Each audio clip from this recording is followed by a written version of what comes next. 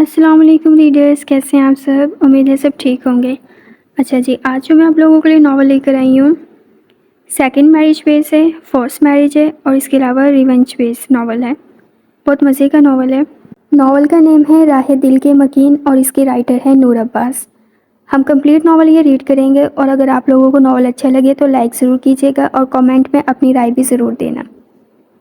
Excuse me, مجھے FIR لکھوانی ہے، کیا آپ مجھے گائیڈ کریں گے کہ مجھے کس طرف جانا ہے؟ وہ SHO سے ایک ملزم کی ہسٹری سن رہا تھا جب ایک مترنم سی آواز اس کے کانوں میں پڑی۔ بی بی جی، آپ اس طرف چلی جائیں، حوالدار باچھے چڑھائے بولا۔ تھینکس۔ وہ شان بے نیازی سے حوالدار کی بتائی ٹیبل تک آئی۔ السلام علیکم، مجھے FIR درج کروانی ہے۔ وہ اس ٹیبل پر موجود سب انسپکٹر سے مخاطب ہوئی۔ جی بالکل، کیوں نہیں، ہم تو بیٹھے ہی عوام کی خدمت کے لیے ہیں جی۔ وہ موٹی توند والا سب انسپکٹر اپنی توند کو اندر کرتا بمشکل پھنسی آواز میں بولا۔ کیا رپورٹ درج کروانی ہے؟ کیا ہراس کیا ہے کسی نے؟ وہ سب انسپکٹر زیادہ ہی جوش میں آ گیا۔ نہیں، وہ یک لفظی جواب دیتی بولی۔ تو پھر کوئی دھوکہ دے کر بھاگ گیا کیا؟ اسے حوالات کی سیر کروانا چاہتی ہیں؟ بتائیں مجھے، ابھی سالے کو جیل میں لاتے ہیں۔ اس نے اب کی بار بھی نفی میں سر ہلایا۔ تو کیا پرس چوری ہو گیا ہے اور اس میں آپ کی کافی ساری چیزیں تھی؟ آپ مجھے ان چیزوں کے نام درج کروائیں۔ آپ کچھ بولنے دیں گے تبھی تو ہم بولیں گے نا۔ عجیب ہے، آپ کب سے خود ہی اندازے لگائے جا رہے ہیں۔ اگر آپ اتنے ہی جینیس ہوتے تو اب تک اسی سب انسپکٹر کی پوسٹ پر نہ ہوتے۔ بڑے آئے۔ اس نے صاف صاف پولیس والے کی انسلٹ کی۔ یونی جاتے وقت میرا NIC کارڈ کہیں گر گیا تھا، اس کی FIR کروانے آئی ہوں تاکہ نیا بنوا سکوں۔ اب کہ وہ برہمی سے بولی، جبکہ اب وہ پولیس والا شرافت سے جامے میں آتا حوالدار کو FIR لکھنے کا اشارہ کر گیا۔ کب سے گم ہے بی بی جی؟ حوالدار نے پوچھا۔ 2 دن ہو گئے ہیں، وہ منہ بنائے بولی۔ نام کیا ہے؟ حوالدار نے پوچھا۔ جواب میں اس نے اپنی NIC کارڈ کی فوٹو کاپی حوالدار کو تھمائی، جس پر وہ خاموشی سے سارے قوائف رجسٹر پر لکھنے لگا۔ یہ لے بی بی جی، اب آپ نادرہ میں لے جا کر جمع کروا لیں۔ وہ تو میں کروا ہی لوں گی۔ وہ حوالدار سے کاغذ جھپٹتی اپنی دوست کا ہاتھ تھامتی وہاں سے نکلی اور باہر کھڑی گاڑی میں بیٹھتی چلی گئی، جبکہ وہ جو کافی دیر سے اپنے آفس میں بیٹھا اس کی آواز سے اپنے کانوں کو منور کر رہا تھا باہر آ گیا۔ ابھی تھوڑی دیر پہلے کوئی محترمہ یہاں سے گئی ہیں، وہ کس لیے آئی تھی؟ جی وہ FIR کے لیے، وہی سب انسپکٹر اپنی دانتوں کی نمائش کرتا بتانے لگا۔ اچھا، کس سلسلے میں؟ اس نے پوچھا، جبکہ لہجہ سرسری سا تھا۔ جی ان کا NIC گم ہو گیا تو اسی سلسلے میں آئی تھی۔ رجسٹر دکھاؤ مجھے FIR کا۔ اس نے حوالدار سے رجسٹر مانگا۔ حوالدار نے فوراً اس کے حوالے کیا۔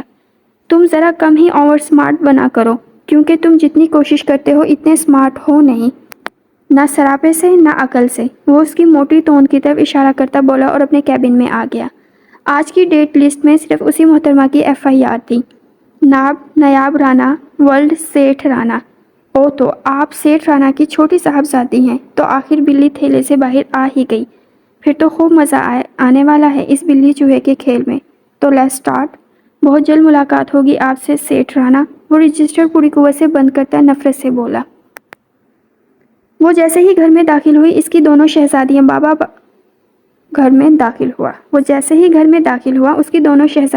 بابا کرتی اس کی پیروں سے آ لپٹی۔ روز کا یہی معمول تھا، اس کی گاڑی کے ہارن سے ہی پہچان جاتی تھی کہ بابا آ گئے۔ بابا، حریم نے مجھے مارا، مریم نے بہن کی شکایت لگائی، جبکہ اس کی بات پر حریم نے منہ پھلا لیا۔ آئے ہائے راشدہ، لے کر جا ان آفت کی پرتگالوں کو۔ اندر آتے ہی میرے بیٹے سے چمٹ جاتی ہیں، یہ بھی نہیں دیکھتی کہ وہ کتنا تھک کر آیا ہے، بس آتے ساتھ ہی ایک دوسرے کی شکایتیں لگانے لگ جاتی ہیں۔ وہ تراب علی کی دادی تھی، شروع سے ہی دونوں بچیوں سے خار کھاتی تھی، پتہ نہیں کیوں۔ دادی کی بات پر وہ دونوں سہم کر مزید باپ سے چمٹ گئی۔ ارے نہیں دادو، بلکہ ان کو دیکھ کر ہی میری تھکن رفو چکر ہو جاتی ہیں، بیٹیاں ہوتی ہی اتنی پیاری ہیں۔ یہ بات تو برخودار آپ نے بالکل ٹھیک کہی، واقعی بیٹیوں سے ہی تو گھر میں رونق ہوتی ہے۔ اب کے زاہد علی، تراب کے باپ نے وہاں آتے ہوئے کہا۔ شاباش ہے زاہد، تم دونوں ہمیشہ کی طرح ماں اور دادی کو ہی جھوٹا کرنا۔ میں اس بات سے کب انکار کرتی ہوں، پر ان کی ماں کا بھی تو پتہ چلے نا، کون ہے، کہاں سے ہے، کس خاندان سے ہے، صحیح بھی ہے یا نہیں، کیا پتہ کسی کا گناہ۔ بس دادی، میں آپ سے پہلے بھی کہہ چکا ہوں اور ایک بار پھر کہتا ہوں، ان کی ماں میری یونیورسٹی کی کافی اچھی دوست تھی، جو کہ مجھے میری پریوں کا تحفہ دے کر اب اس دنیا میں نہیں رہیں، اس لیے پلیز آپ اسے اچھے لفظوں میں یاد نہیں کر سکتی تو کم از کم برے لفظ بھی اس کے لیے استعمال نہ کریں، کہتے ساتھ ہی وہ ان دونوں کو بازوؤں میں اٹھائے اپنے روم میں لے گیا، جبکہ دادی پیچھے تل ملا کر رہ گئی۔ دیکھا تو نے زاہد پتر، اتنا سا تھا، ہاتھ کے اشارے سے بتایا گیا تھا۔ جب تمہاری بیوی تمہیں تنہا چھوڑ گئی تھی تب تنہائی کے خیال سے اس کی ماں بن گئی تھی، اور آج یہ میرے ہی منہ کو آ رہا ہے۔ کیا کہا ہے میں نے؟ اس سے صرف بہو کے خاندان کا ہی تو پوچھتی ہوں، تاکہ کل 4 لوگوں نے مجھ سے پوچھ لیا کہ پوتے نے شادی کہاں کی، کون سے خاندان کی لڑکی تھی، تو بتاؤ بھلا میں کیا جواب دوں گی؟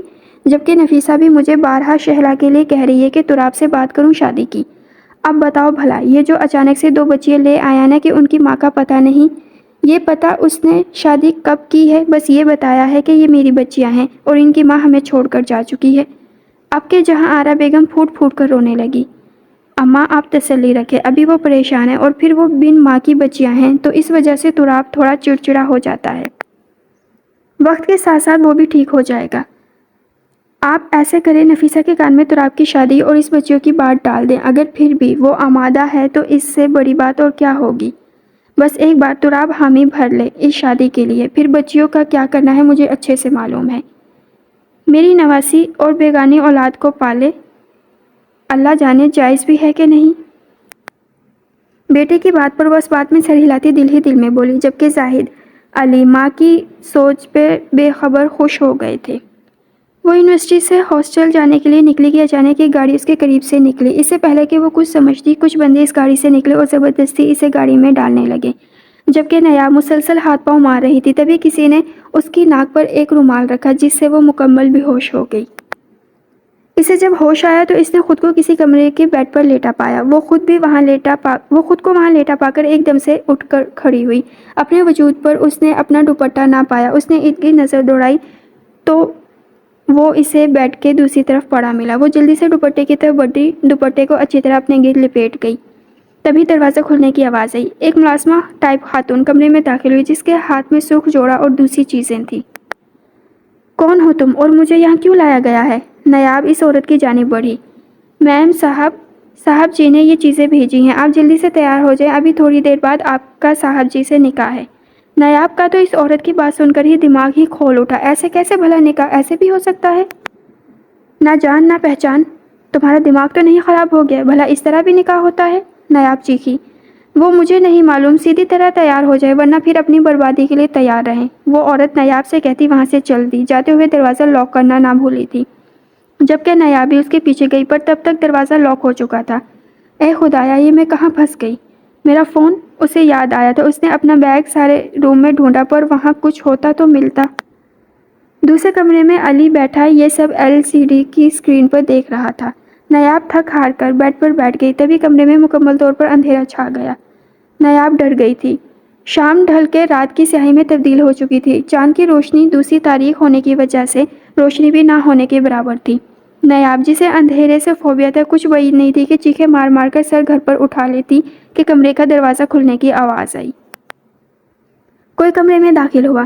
نظر تو کچھ نہ آیا، پر کسی کے مضبوط قدموں کی چاپ نیاب کو سنائی دی جو بالکل اس کے قریب آ کر رکی، جیسے آنے والے کو معلوم ہو کہ نیاب کہاں ہے۔ نیاب جو ڈر کے کھڑی ہو گئی تھی، اسے اپنے چہرے پر کسی کی گرم سانسیں محسوس ہوئی۔ میں تمہارا جواب سننے آیا ہوں۔ سخت لہجہ، نیاب کی ریڑھ کی ہڈی تک میں سرسرایت ہونے لگی۔ میرا جواب اب بھی وہی ہے۔ نیاب اپنے کپ کپاتے لہجے پر قابو پاتی بمشکل بولی۔ مجھے صرف ہاں میں جواب چاہیے، زبان دراز عورتیں مجھے کتئی پسند نہیں، سمجھی؟ وہ اس کا منہ دبوچتا بولا۔ دیکھیے آپ کون ہیں، میں آپ کو نہیں جانتی، پلیز مجھے گھر جانے دیں، وہ مزاحمت کرتی بمشکل بولی، جس میں وہ ناکام رہی۔ میں نے کہا مجھے صرف ہاں یا نہ میں جواب دو، وہ زیادہ زور سے دبوچتا بولا۔ نہ، نیاب نے بھی تکلیف کی انتہا پر پہنچتے ہوئے کہا۔ ٹھیک ہے، نکاح تو میں تمہارے لیے ہی کر رہا تھا، ورنہ میرا کام تو ویسے ہی ہو جائے گا، کہتے ساتھ ہی اس نے نیاب کو بیڈ پر گرایا اور خود اس کے اوپر جھکایا۔ اس کے دونوں اطراف ہاتھ رکھتا وہ اس پر جھکنے لگا کہ وہ چیخی۔ میں راضی ہوں، نیاب نے کرب سے آنکھیں میچے کہا۔ کیا؟ میں نے سنا نہیں، وہ اس کے کان پر جھک کر بولا۔ ہاں ہاں، نیاب زور سے بولی، جبکہ اس کا یوں کہنا مقابل کے ہونٹوں پر مسکراہٹ بکھیر گیا، جسے اندھیرے کے سبب نیاب دیکھنے سے انجان تھی۔ گڈ گرل، جلدی سے ریڈی ہو جاؤ، علی کہتا اس کے اوپر سے ہٹا۔ یوں ہی ٹھیک ہے، بھلا لاش کو کون تیار کرتا ہے؟ پیچھے سے اسے نایاب کی آواز سنائی دی۔ میں نے جو کہا ہے وہ کرو، زیادہ بک بک کرنے کی ضرورت نہیں ہے۔ علی یہ کہتا باہر چلا گیا۔ دروازہ بند ہوتے ہی کمرہ روشنی میں نہا گیا۔ علی کے جانے کے بعد وہ بے تحاشا روئی، بالآخر خود کو حالات کے دھارے پر چھوڑتی، کپڑے اٹھاتی، تیار ہونے چل دی۔ پھر کچھ دیر بعد وہ نایاب رانا عمر سے نایاب علی بن چکی تھی۔ نکاح کے بعد اس کو اس شخص کے پہلو میں بٹھایا گیا جس سے اسے اس وقت سب سے زیادہ نفرت محسوس ہو رہی تھی۔ اسی نفرت کے زیر اثر اس نے ایک غلط نگاہ بھی نہ ڈالی اس پر۔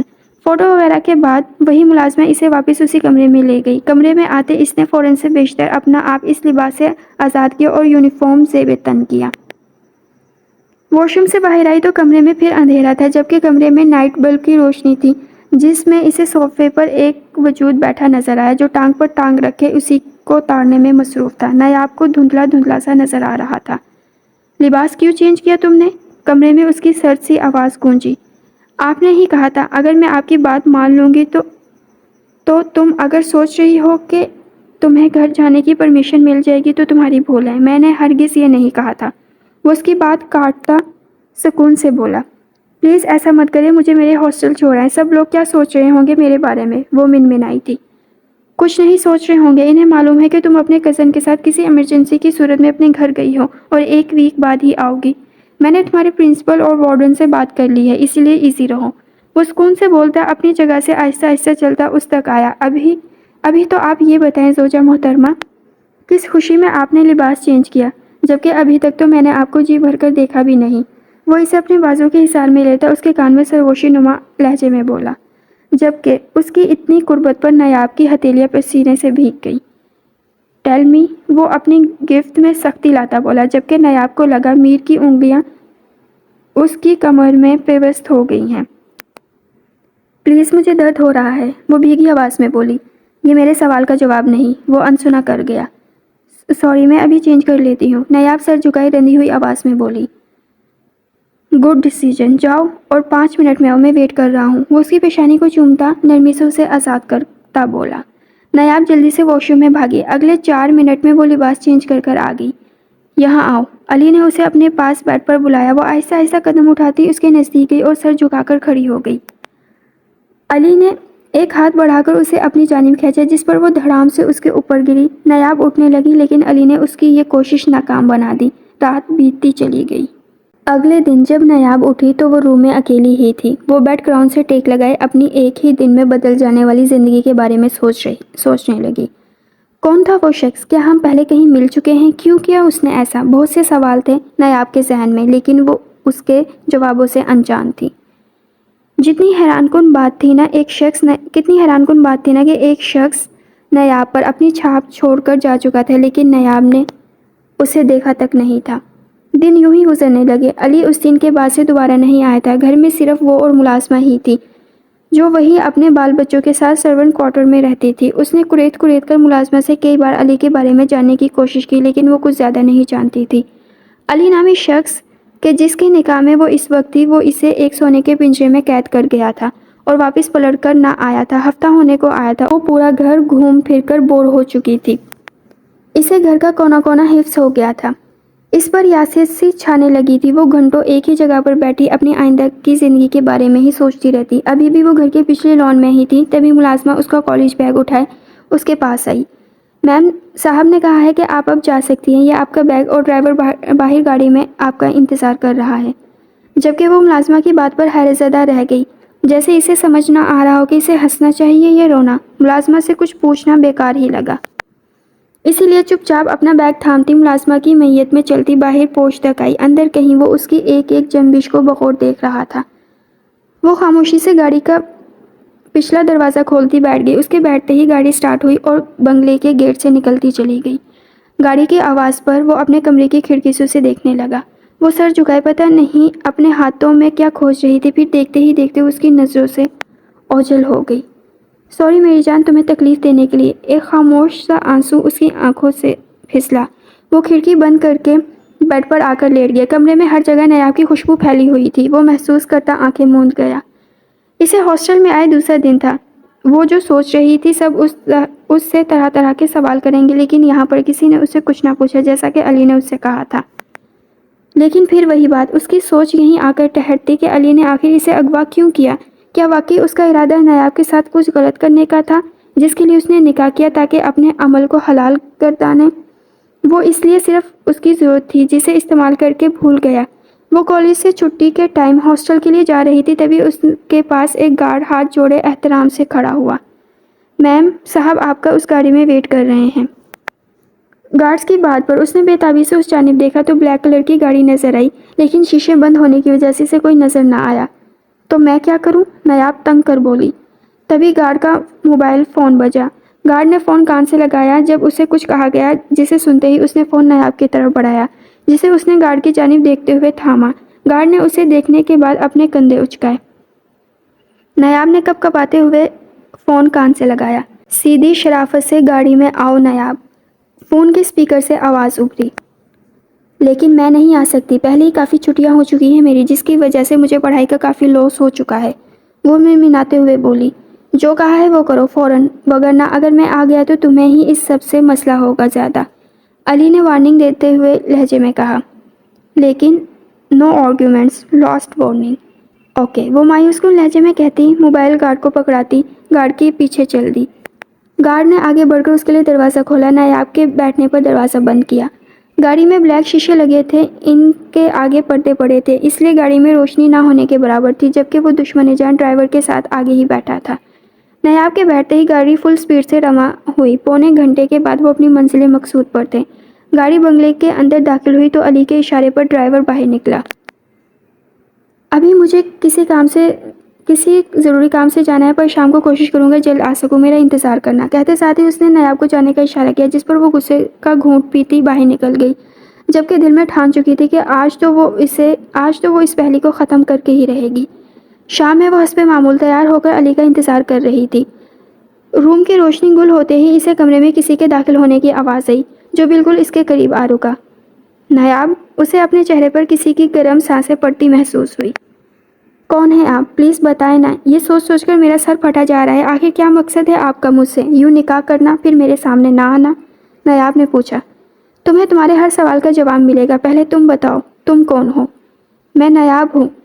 غلط، تم نایاب نہیں ہو، تم ہو ہی نہیں سکتی نایاب، تم صحاب ہو، میری صحاب۔ علی نے اسے دونوں بازوں سے پکڑتے ہوئے جھنجھوڑتے ہوئے کہا۔ کیا کہہ رہے ہیں آپ؟ میں نایاب ہوں، صاحب میری بڑی بہن تھی۔ ایک منٹ، آپ صاحب کو کیسے جانتے ہیں؟ وہ وحشت زدہ سی ہوتی اس کے حصار سے نکلی۔ کون ہیں آپ کے نایاب کو کچھ غلط ہونے کا احساس ہوا۔ علی نے کمرے کی لائٹ آن کی۔ کون ہے الفاظ نایاب کے منہ میں ہی رہ گئے جب علی نے اپنا رخ موڑا۔ آپ؟ وہ اسے دیکھ کر سکتے میں آ گئی۔ ہاں، میں تراب علی، صاحب رانا کا شوہر اور اس کی بچیوں کا باپ۔ تراب کے اطمینان میں ذرا برابر بھی فرق نہ آیا، جبکہ وہ اپنے بہنوئی کو اپنے شوہر کے روپ میں دیکھ کر بے یقین سی بیڈ پر گرنے کے سے انداز میں بیٹھی۔ اتنا بڑا دھوکہ، وہ بھی میرے ساتھ کیوں کیا ایسا؟ کیا میری بہن کو مار کر آپ کو چین نہیں ملا جو اب مجھے برباد کرنے چلے آئے؟ وہ پھوٹ پھوٹ کر رو دی۔ کیوں نہ روتی اپنی حرمہ نصیبی پر، جسے سب سے بڑا اپنا دشمن مانتی تھی، وہی اس کے جسم و جان کا مالک بن بیٹھا تھا۔ تم غلط سمجھ رہی ہو کہ میں نے تمہیں ٹریپ کیا، بلکہ تم سے نکاح کر کے میں نے تمہیں کسی بہت بڑی سازش کا حصہ بننے سے روک لیا ہے۔ تراب اس کے قدموں میں بیٹھتا اس کے دونوں ہاتھوں کو اپنے ہاتھوں میں پکڑتے بولا۔ جھوٹ، سب جھوٹ، سچ کہہ رہے تھے بابا۔ مجھے اکیلے پاکستان آنا ہی نہیں چاہیے تھا، مجھے لوگوں کی پرکھ نہیں ہے۔ پہلے بھی میری معصوم بہن کو کسی نے اپنی باتوں میں بہلا پھسلا لیا، کہیں اب کوئی میرے ساتھ بھی ویسا ہی نہ کرے، لیکن وہ یہ نہ جانتے تھے کہ دونوں ہی بار ان کی بیٹیوں کے ساتھ کچھ غلط کرنے والا ایک ہی شخص ہوگا۔ وہ اس کے ہاتھوں کو جھٹکتے ہوئے بولی۔ تم ایک بار تحمل سے میری پوری بات تو سن لو۔ تراب اب کی بار تھوڑا سخت لہجے میں بولا، اور یہ سختی اس کے لہجے میں رانا عمر کا نام لینے سے آئی تھی۔ کچھ نہیں سننا مجھے، بلکہ مجھے یہاں رہنا ہی نہیں، میں جا رہی ہوں۔ کہتے ساتھ وہ بیڈ سے اٹھی۔ اس سے پہلے کہ باہر جاتی، تراب نے اس کا ہاتھ پکڑ کر اپنی سمت کھینچا، جس سے وہ سنبھلنے کا موقع نہ پاتی اس کے سینے سے آ لگی۔ خبردار، جو تم نے اس کمرے سے باہر ایک قدم بھی نکالا تو جب تک کہ تم خود کو میری بات سننے کے لیے آمادہ نہیں کر لیتی۔ کہتے ساتھ ہی تراب نے اسے بیڈ پر دھکیلا اور خود باہر نکل گیا، کمرے کا دروازہ لاک کر گیا۔ سعیدہ اماں، وہ ملازمہ کو آواز دینے لگا۔ جی صاحب، وہ دوڑ کر آئی۔ خبردار، نایاب مجھے اس کمرے سے نکلتی نظر نہ آئے، کھانا پینا پہننا اوڑھنا سب دو، لیکن اسے اس کمرے تک ہی محدود رکھو جب تک اس کی عقل ٹھکانے نہیں آ جاتی۔ وہ کمرے کے دروازے پر نگاہیں گاڑے بولا جسے نیاب مسلسل پیٹ رہی تھی۔ ملازمہ نے اس کی بات پر سر ہلایا۔ تراب وہاں سے نکلتا چلا گیا۔ شام کے سائے پھیل چکے تھے جب اس نے زاہد پیلس میں قدم رکھا۔ حسب معمول گاڑی کا ہارن سنتی دونوں پریاں باہر دوڑتی ہوئی آئی تھیں اور باپ کے قدموں سے لپٹ گئی تھی۔ تراب نے جھک کر دونوں پریوں کو بازوں میں سمیٹا۔ لیکن یہ کیا؟ حریم کا ہاتھ دیکھ کر اس کے دل پر ہاتھ پڑا جس کی جلد ایک دم سرخ ہو گئی تھی۔ یہ کیا ہوا بچے؟ تراب نے اس کا ہاتھ پکڑتے ہوئے کہا۔ بابا وہ نہ میڈ آنٹی نے یہاں گرم چمچ لگایا۔ مریم معصوم سی شکل بنائے باپ کو شکایت لگا گئی۔ کیا میڈ کی اتنی ہمت؟ وہ دونوں کو بازوں میں بھرے گھر کے لاؤنج میں آیا۔ عافیہ عافیہ وہ میڈ کو پکارتا دھاڑا تھا۔ میڈ فوراً پہنچی اور اپنی داماد سے سر جھکائے کھڑی تھی۔ عافیہ میڈم ذرا یہ بتائیں کیا آپ یہاں کام مفت میں کرتی ہیں؟ وہ سرد پن سے بولا۔ نہیں صاحب پیسے لیتی ہوں، وہ کپ کپاتی بولی۔ آپ کا کام کیا ہے؟ اب کے پھر تراب پھنکارا۔ جی حریم بی بی اور مریم بی بی کی دیکھ بھال، وہ لرزتے ہوئے بولی۔ چلو شکر ہے یاد تو ہے، پھر اس حرکت کی وجہ پوچھ سکتا ہوں؟ تراب نے کہتے ساتھ ہی مریم کا سرخ ہاتھ آگے کیا۔ سوری سر غلطی سے ہو گیا، میں حریم میڈم کے لیے نوڈلز بنا رہی تھی کہ مریم بی بی وہاں آ کر ضد کرنے لگی۔ اس سب میں گرم سپون مریم بی بی کے ہاتھ لگ گیا۔ میڈ نے گڑ گڑاتے ہوئے بات مکمل کی۔ بابا نینی جھوٹ بول رہی ہے، میں نے ان سے صرف ایک بار ہی کہا تھا، جس پر انہوں نے گرم سپون میرے ہاتھ پر لگا کر کہا اور نوڈلز چاہیے؟ ساتھ یہ بھی کہا کہ ماں تو پیدا کر کے مر گئی، مصیبتیں میرے لیے چھوڑ گئی۔ مریم کے انکشاف پر تو تراب لرز کر رہ گیا، جبکہ میڈ کا چہرہ سفید لٹھے کی مانند ہو گیا تھا۔ وہ تو دن میں دسیوں بار انہیں ان کی ماں کے حوالے سے کوئی نہ کوئی بات بول جاتی تھی، یہ سوچ کر کہ مریم اور حریم تو بچیاں ہیں، انہیں بھلا کیا سمجھ۔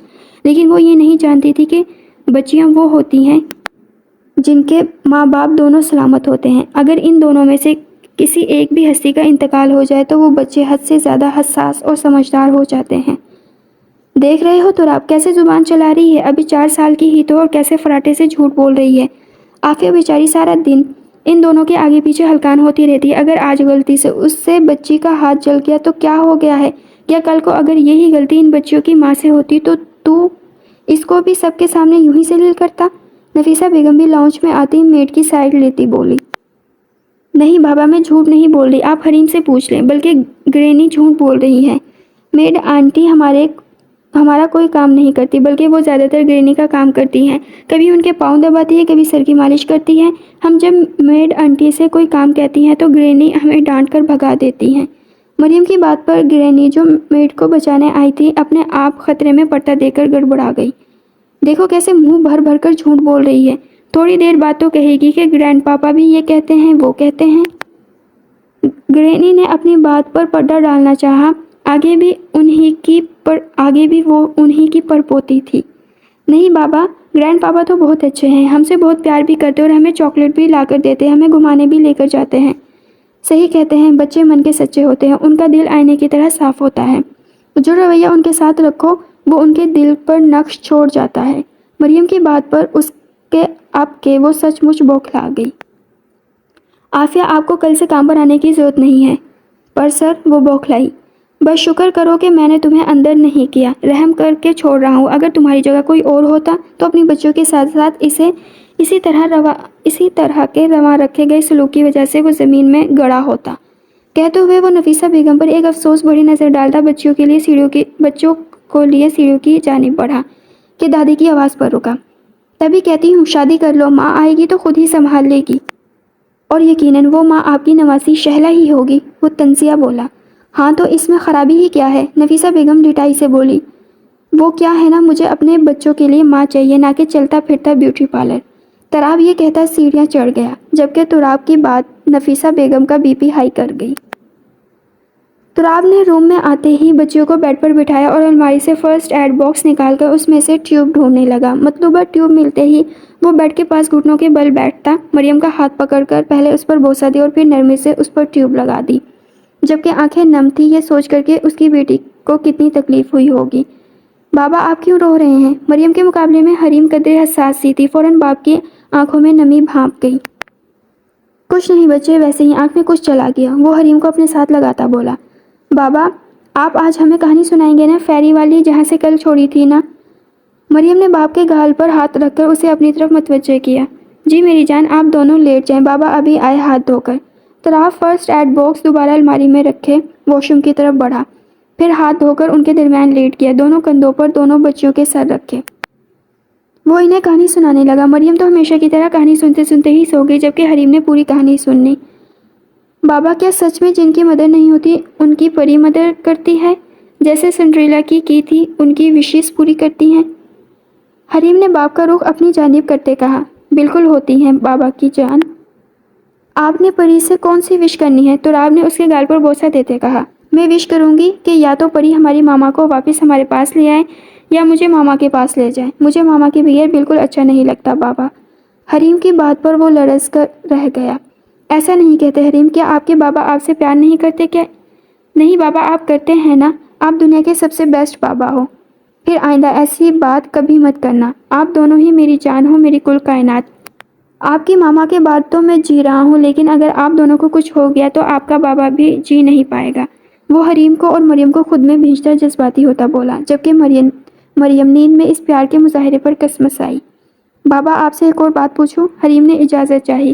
وہ شاید آج ہی ساری باتیں اپنے بابا سے کہہ دینا چاہتی تھی۔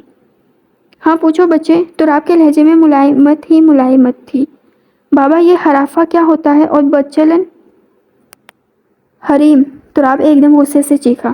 حریم تو حریم، مریم بھی ڈر کے مارے اٹھ بیٹھی، جبکہ تراب حریم کی آنکھوں میں آنسو دیکھ کر بیڈ پر سے اٹھ کر کمرے میں چکر کاٹنے لگا تاکہ اپنا غصہ ٹھنڈا کر سکے۔ بچے، آپ سے یہ سب کس نے کہا؟ تراب نے خود کو کمپوز کرتے حریم سے پوچھا، جبکہ حریم نے شدید ناراضگی سے تراب سے منہ پھیر لیا۔ حریم: بچے، اوکے آئی ایم سوری، مجھے آپ کے ساتھ ایسا بیہیو نہیں کرنا چاہیے تھا، پلیز۔ بچے، بابا جانی کو معاف کر دو۔ بابا جانی کان پکڑے۔ اگر بابا جانی کی لٹل ڈول بابا کو معاف کر دی تھی تو بابا جانی کے پاس ہے ایک سرپرائز۔ تراب نے لالچ دیا۔ سچ میں بابا؟ حریم کے کان بھی سرپرائز کے نام پر کھڑے ہوئے، جس پر حریم نے کن اکھیوں سے باپ کی جانب دیکھا کہ آیا وہ مذاق کر رہا ہے؟ آئی ایم سیریس، تراب نے اسے یقین دلاتے ہوئے کہا۔ اوکے، حریم نے اپنے بابا جانی کو معاف کیا۔ حریم نے تراب کے دونوں ہاتھوں سے اس کے کان چھڑوائے۔ تھینکس، ورنہ لگ رہا تھا ساری رات یوں ہی رہنا پڑے گا۔ تراب کہتا ہوا بیڈ پر حریم کے پاس بیٹھ گیا، جبکہ مریم دوبارہ سو چکی تھی، وہ یوں ہی تھی، نیند کی دیوانی۔ اب بتاؤ بابا کو کس نے کہا ہے وہ سب آپ سے؟ تراب اب کے نرمی سے بولا۔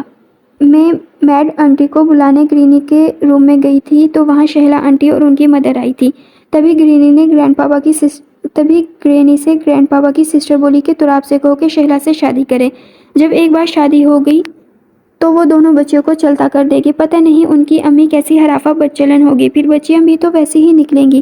مجھے ان کی باتیں سمجھ تو نہیں آئی بابا جانی، لیکن ضرور انہوں نے ماما کے بارے میں رونگ ہی کہا ہوگا، ہے نا بابا؟ آخر میں باپ سے تصدیق چاہی۔ اسے رہ کر خود پر غصہ آ رہا تھا۔ اس کی بچیوں کو اس کے پیچھے کیا کیا نہیں سننے کو مل رہا تھا، جسے وہ نادان اپنے ذہن میں بھی بٹھا رہی تھی۔ یوں تو میری بچیوں کی معصومیت ختم ہو کر رہ جائے گی۔ مجھے بہت ہی جلد بابا سے اس معاملے میں بات کرنی ہوگی۔ وہ سوچتا حریم کو اور مریم کو خود میں بھینچ گیا، جبکہ نیند اس کی آنکھوں سے کوسوں دور تھی۔ رافیہ اور عفت دونوں جڑواں بہنیں تھیں، جن میں معمولی سا فرق تھا۔ کوئی بہت اپنا قریبی ہی دیکھتا تو پہچان سکتا تھا، ورنہ نہیں۔ زاہد علی ان کے ماموزاد تھے، جو شروع سے ہی دل میں عفت کو پسند کرتے تھے، جبکہ ان کی انڈرسٹینڈنگ رافیہ سے زیادہ تھی۔ تینوں ہی تکون کی مانند تھے، اسکول کالج سب جگہ ایک ہی ساتھ۔ ان کی زندگی میں ہلچل اس وقت مچی جب ان کے کلاس فیلو رانا عمر، جو ایک بگڑا رئیس زادہ تھا، رافیہ پر دل ہار بیٹھ گیا، اور اس نے پورے کالج کے سامنے رافیہ کو پرپوز بھی کر دیا۔ جواب میں اسے رافیہ کا تھپڑ پڑا۔ رانا عمر پھر بھی پیچھے نہ ہٹا اور اپنا رشتہ بھجوا دیا، لیکن یہاں سے بھی اس کو انکار ہی سننے کو ملا، جسے اس نے اپنی انا کا مسئلہ بنا لیا۔ گھر والوں نے رانا عمر کی وجہ سے بنا پوچھے رافیہ اور زاہد کا رشتہ طے کر لیا، جس پر دونوں راضی نہ تھے۔ زاہد تو شروع سے ہی عفت کو پسند کرتا تھا، جبکہ یہ بات رافیہ کو بھی معلوم تھی، بلکہ وہ تو عفت کے دل کے حال سے بھی واقف تھی، جو زاہد کو پسند کرتی تھی، جبکہ عفت اور سب گھر والے یہ سمجھتے تھے کہ رافیہ اور زاہد ایک دوسرے کو پسند کرتے ہیں، اسی لیے ان سے پوچھے بغیر ان کا رشتہ طے کر دیا، اور ساتھ ہی ساتھ شادی کی تیاریاں بھی شروع ہو گئی تھی دونوں گھروں میں، جسے دیکھ کر وہ دونوں پریشان ہوئے، کیونکہ رافیہ نہیں چاہتی تھی کہ اپنی بہن کی خوشیوں پر وہ اپنا محل تعمیر کریں، جبکہ زاہد نے بھی دل کے ہاتھوں مجبور ہو کر ماں کے سامنے اپنا آپ کھول کر رکھ دیا۔ جسے سن کر وہ سکتے میں چلی گئی، کیونکہ وہ خود عفت کو اپنی بہو کے روپ میں دیکھتی آئی تھی، لیکن رافعہ اور زاہد کے بیچ بے تکلفی دیکھ کر اسے بھی غلط فہمی ہو گئی تھی۔ زاہد نے بہت چاہا کہ یہ شادی نہ ہو، لیکن تاریخ فکس ہو گئی، ساتھ ہی ساتھ ان کے امتحانات بھی تھے۔ جس دن ان کا آخری پیپر تھا اس دن رافعہ کی مہندی تھی۔ گھر مہمانوں سے بھر چکا تھا، تبھی راستے میں رافعہ کو اغوا کر لیا گیا۔ جب شام کو اسے مہندی لگنی تھی تبھی وہ رانا عمر کے ساتھ گھر آئی اور بتایا گیا اس کا نکاح ہو گیا ہے۔ سب نے اسے خوب برا بھلا کہا، لیکن اس نے زبان سے اف تک نہ کہا۔ پتہ نہیں رانا عمر نے اسے کس طرح ڈرایا تھا۔ سب کو اس کی خاموشی سے یہی لگا کہ اس نے اپنی پسند سے نکاح کیا ہے۔ المختصر رانا کو واپس بھیج دیا گیا، یہ کہہ کر کہ کل بارات لے کر آنا۔ یوں رافعہ رانا عمر کی سنگت میں رخصت ہوئی اور عفت کو زاہد کے ہمراہی میں دے دیا گیا۔ رافعہ پہ اس گھر کے دروازے ہمیشہ ہمیشہ کے لیے بند کر دیے گئے۔ دن ہفتے، ہفتے مہینے اور مہینے سالوں میں بیت گئے۔ زاہد اور عفت کو اللہ نے ایک بیٹے سے نوازا تھا جس کا نام نفیسہ بیگم نے تراب علی رکھا۔ تراب جوں جوں بڑا ہو رہا تھا اس کی شرارتیں بھی بڑھ رہی تھی۔ تراب میں مگن عفت اپنی ماں جائی کے دکھ کو بھلانے میں بھی کامیاب رہی۔ ان کے بابا تو شادی کے 1 مہینے تک ہی جیے۔ ایک صبح وہ چپکے سے اس دنیا کو خیر آباد کر گئے تھے۔ یہ صدمہ سب کے لیے بہت بڑا تھا۔ باپ کے جنازے پر رافعہ ہی نہیں تھی جو باپ کی لاڈلی بیٹی تھی۔ عفت کا غم بہت بڑا تھا، اس نے سہیلی جیسی بہن کے ساتھ ساتھ شفقت والا باپ بھی کھو دیا تھا۔ ایسے میں زاہد نے ہی اسے اپنی بھرپور محبت سے سنبھالا۔ زاہد کی بہن کی شادی نفیسہ نے اپنے جاننے والوں میں کر دی تھی۔ نفیسہ جہاں عفت کو بہو بنا کر خوش ہوئی تھی، وہیں اپنی عادت سے مجبور عفت کو رافعہ کے طعنے دینے سے بھی نہ چوکتی تھی۔ تراب 6 سال کا تھا کہ اس کی ماں دوسرے بچے کی پیدائش کسی پیچیدگی کے باعث چامبرز نہ ہو سکی اور خالق حقیقی سے جا ملی۔ زاہد بالکل ٹوٹ کر رہ گیا اور تراب بالکل ہی اکیلا رہ گیا۔ پھر زاہد نے اپنا آپ تراب میں گم کر دیا۔ نفیسہ کے بار بار کہنے کے باوجود زاہد نے دوسری شادی نہ کی۔ تراب کی پرورش کرنے لگا۔ زاہد کا اپنا کاروبار تھا، وہ کاروبار کے ساتھ ساتھ بیٹے کو بھی بھرپور وقت دینا چاہتا، چاہے کتنا ہی تھکا ہوا کیوں نہ ہو۔ ان ہی دنوں کاروباری کام سے زاہد علی کو دوسرے شہر جانا پڑا، جہاں وہ اپنے ساتھ تراب کو بھی لے گیا، کیونکہ نفیسہ بیگم اپنی بیٹی کے ہاں گئی ہوئی تھی جن کے ہاں بیٹی کی ولادت ہوئی تھی۔ وہیں اس کی ملاقات ایک پارک میں رافعہ سے ہوئی جو اپنی دونوں بچیوں کے ساتھ پارک میں آئی ہوئی تھی، اور وہ دونوں ٹوئنز تھی۔ کچھ منٹوں کا ہی فرق تھا دونوں میں۔ دونوں بہت پیاری تھی، بالکل مومی گڑیا سی۔ دونوں تراب کے ساتھ کھیلنے لگی۔ ان میں اور تراب میں 5 سال کا فرق تھا۔ رافعہ کسی اپنے کو سامنے پا کر کھل کر روئی اور اس پر اپنی زندگی کی ساری حقیقت آشکار کی، اپنا ہر دکھ، ہر درد اپنے بچپن کے ہمراز کو کہہ سنایا، جسے سن کر زاہد سکتے میں چلا گیا۔ پھر وہ تراب کو ڈھیر سارا پیار کرتی، عفت کو میرا سلام کہنا کہتی بچیوں کو لے کر وہاں سے چلی گئی۔ زاہد اسے چاہ کر بھی نہ بتا سکا کہ جس بہن کو وہ سلام بھجوا رہی ہے وہ اسے بہت دور جا چکی ہے۔ وہ پہلے ہی غموں کی ماری تھی، زاہد اس کے غموں میں اور اضافہ نہ کرنا چاہتا تھا۔ کچھ ہی دنوں بعد اطلاع ملی کہ رافعہ بھی اس دار فانی سے کوچ کر گئی ہے۔ شاید اب وہ سکون میں ہو، زاہد کے دل نے دہائی دی۔ نیاب کل سے یوں ہی بھوکی پیاسی بیٹھی تھی۔ سعیدہ اماں بار بار اس کے کھانے کا پوچھنے آ رہی تھی، لیکن ہر بار اس نے انکار کیا۔ آخرکار رات کو وہ کھانا اس کے آگے رکھ کر چلی گئی، یہ سوچ کر کہ بھوک لگنے پر وہ خود ہی کھا لے گی، لیکن وہ نہ جانتی تھی جو انکشاف اس پر ہوا ہے وہ اس کے کھانے پینے کی صلاحیت مفلوج کر گیا ہے۔ وہ کل سے ہی ایک ہی زاویے میں بیٹھی صرف آنسو بہانے میں ہی مصروف تھی، رو رو کر اس کی آنکھیں سوج چکی تھی۔ صبح سعیدہ ماں جب اسے دیکھنے آئی تو اس کی حالت پر سر پکڑ کر رہ گئی۔ اس نے فوراً تراب کو فون کیا۔ ساری تفصیل سننے کے بعد تراب نے فقط اتنا کہا کہ میں آ رہا ہوں۔ فون رکھ کر بچیوں کو جگایا کیونکہ وہ انہیں ساتھ ہی لے کر جانا چاہتا تھا، جس کا وہ فیصلہ کر چکا تھا رات میں مزید پختہ ہو گیا۔ زاہد ہاؤس پنڈی میں تھا جبکہ اس کی پوسٹنگ اسلام آباد میں ہوئی تھی۔ وہ روز پنڈی سے اسلام آباد جاتا۔ اب جبکہ نیاب وہاں تھی تو اس نے وہیں رہنے کا ارادہ کیا، جس کے لیے اس نے بابا سے بات کرنی تھی۔ امید تھی کہ وہ اس کی بات کو سمجھیں گے۔ سب ناشتے کی ٹیبل پر موجود تھے جب تراب بچیوں کا ہاتھ پکڑے سیڑھیاں اترتا نظر آیا۔ اس نے اور بچیوں نے یک زبان ہو کر زاہد علی کو اور نفیسہ بیگم کو سلام کیا۔ زاہد علی نے تو سلام کا جواب دیتے اپنے دونوں بازو وا کیے، جس میں وہ دونوں بچیاں جا سمائیں، جبکہ نفیسہ بیگم نے ہوں کہتے منہ پھیر لیا۔ تراب سر جھٹکتے کرسی گھسیٹ کر بیٹھ گیا، جبکہ حریم اور مریم بھی گرینڈ پاپا سے پیار وصول کرنے کے بعد اپنی اپنی جگہ بیٹھ گئی۔ نفیسہ بیگم نے آنکھوں ہی آنکھوں میں زاہد کو کچھ اشارہ کیا جس پر وہ گلا کھنکارتا تراب کی جانب متوجہ ہوا جو مریم اور حریم کو ناشتہ کروانے میں مصروف تھا جو اس کے دائیں بائیں بیٹھی تھی۔ تراب، آپ نے کل کیا کہا تھا اپنی دادوں سے؟ زاہد نے نرمی سموئے لہجے میں کہا جبکہ نفیسہ بیگم کی پیشانی کے بل گہرے ہوئے۔ کتنا سمجھایا تھا بیٹے کو کہ سختی سے پوچھنا۔ جی بابا، کیا کہا تھا میں نے؟ تراب انجان بنتا پوچھتا۔ تراب نے سرے سے بات کو اہمیت ہی نہ دی۔ یہ ہی کہ تم شہلا سے شادی نہیں کرنا چاہتے، اور کیوں نہیں کرنا چاہتے یہ بھی میں نے دادوں کو بتا دیا تھا۔ تراب سنجیدہ سا بولا، بیٹا شادی سے پہلے سب لڑکیاں ایسی ہی ہوتی ہیں، پھر ذمہ داریاں پڑنے پر وہ خود کو حالات کے مطابق ڈھال لیتی ہیں، اور پھر شہلا تو اپنے گھر کی بچی ہے، اس نے سب دیکھا بھالا ہوا ہے۔ زاہد نے اسے سمجھانا چاہا۔ میرا پھر بھی وہی جواب ہے، سوری، اور دادو آپ کو میری یا میری بچیوں کی فکر کرنے کی ضرورت نہیں ہے۔ جب مجھے محسوس ہوا تو میں شادی کر لوں گا، اور جہاں تک مسئلہ میری بچیوں کی دیکھ بھال کا ہے تو انہیں میں اپنے ساتھ لے جا رہا ہوں۔ تراب سنجیدگی سے بھرپور لہجے میں بولا۔ پر تراب، پلیز بابا، امید ہے کہ آپ میری بات سمجھیں گے۔ تراب نے یہ کہہ کر انہیں کچھ کہنے کا موقع ہی نہیں دیا، وہ بس مبہم سا مسکرا دیے۔ تراب باپ سے ملتا بچیوں کے لیے گاڑی میں جا بیٹھا جہاں ملازم ڈگی میں حریم اور مریم کا سامان رکھ رہے تھے۔ گاڑی ایک خوبصورت بنگلے کے آگے رکی۔ بابا، یہ کس کا گھر ہے؟ حریم نے اشتیاق سے پوچھا۔ یہ آپ کے بابا جانی کا گھر ہے، اور آپ کا بھی، تراب کہتے گاڑی سے نکلا اور گاڑی کا پچھلا دروازہ کھول کر سوئی ہوئی مریم کو اپنے کندھے پر ڈالا جو روایت کو برقرار رکھتے ہوئے گاڑی میں سو چکی تھی، جبکہ دوسرا ہاتھ حریم کی طرف بڑھایا جو اس کی شہادت کی انگلی تھامتی گاڑی سے فوراً نکلی۔ تینوں اندر کی جانب بڑھے۔ واؤ بابا جانی، ہمارا گھر تو بہت پیارا ہے، حریم یہاں وہاں اشتیاق سے دیکھتی بولی۔ بابا جانی، کیا یہ ہی آپ کا وہ سرپرائز تھا جس کا آپ نے رات کو کہا تھا؟ حریم نے باپ کی طرف دیکھتے ہوئے کہا، جبکہ تراب اس کو کچھ کہتا کہ سیدہ ماں اس کی طرف دوڑتی ہوئی آئی۔ صاحب جی، وہ نایاب بی بی کو پتہ نہیں کیا ہو گیا ہے، آنکھیں ہی نہیں کھول رہی، وہ گھبراتے ہوئے بولی، جبکہ اس کی بات سنتا تراب سوئی ہوئی مریم کو احتیاط سے ان کی گود میں دیتا اوپر کی طرف بڑھا، جبکہ حریم بھی ساتھ تھی۔ کمرے میں داخل ہوتے ہی اسے بیڈ پر اونھے منہ پڑی نظر آئی۔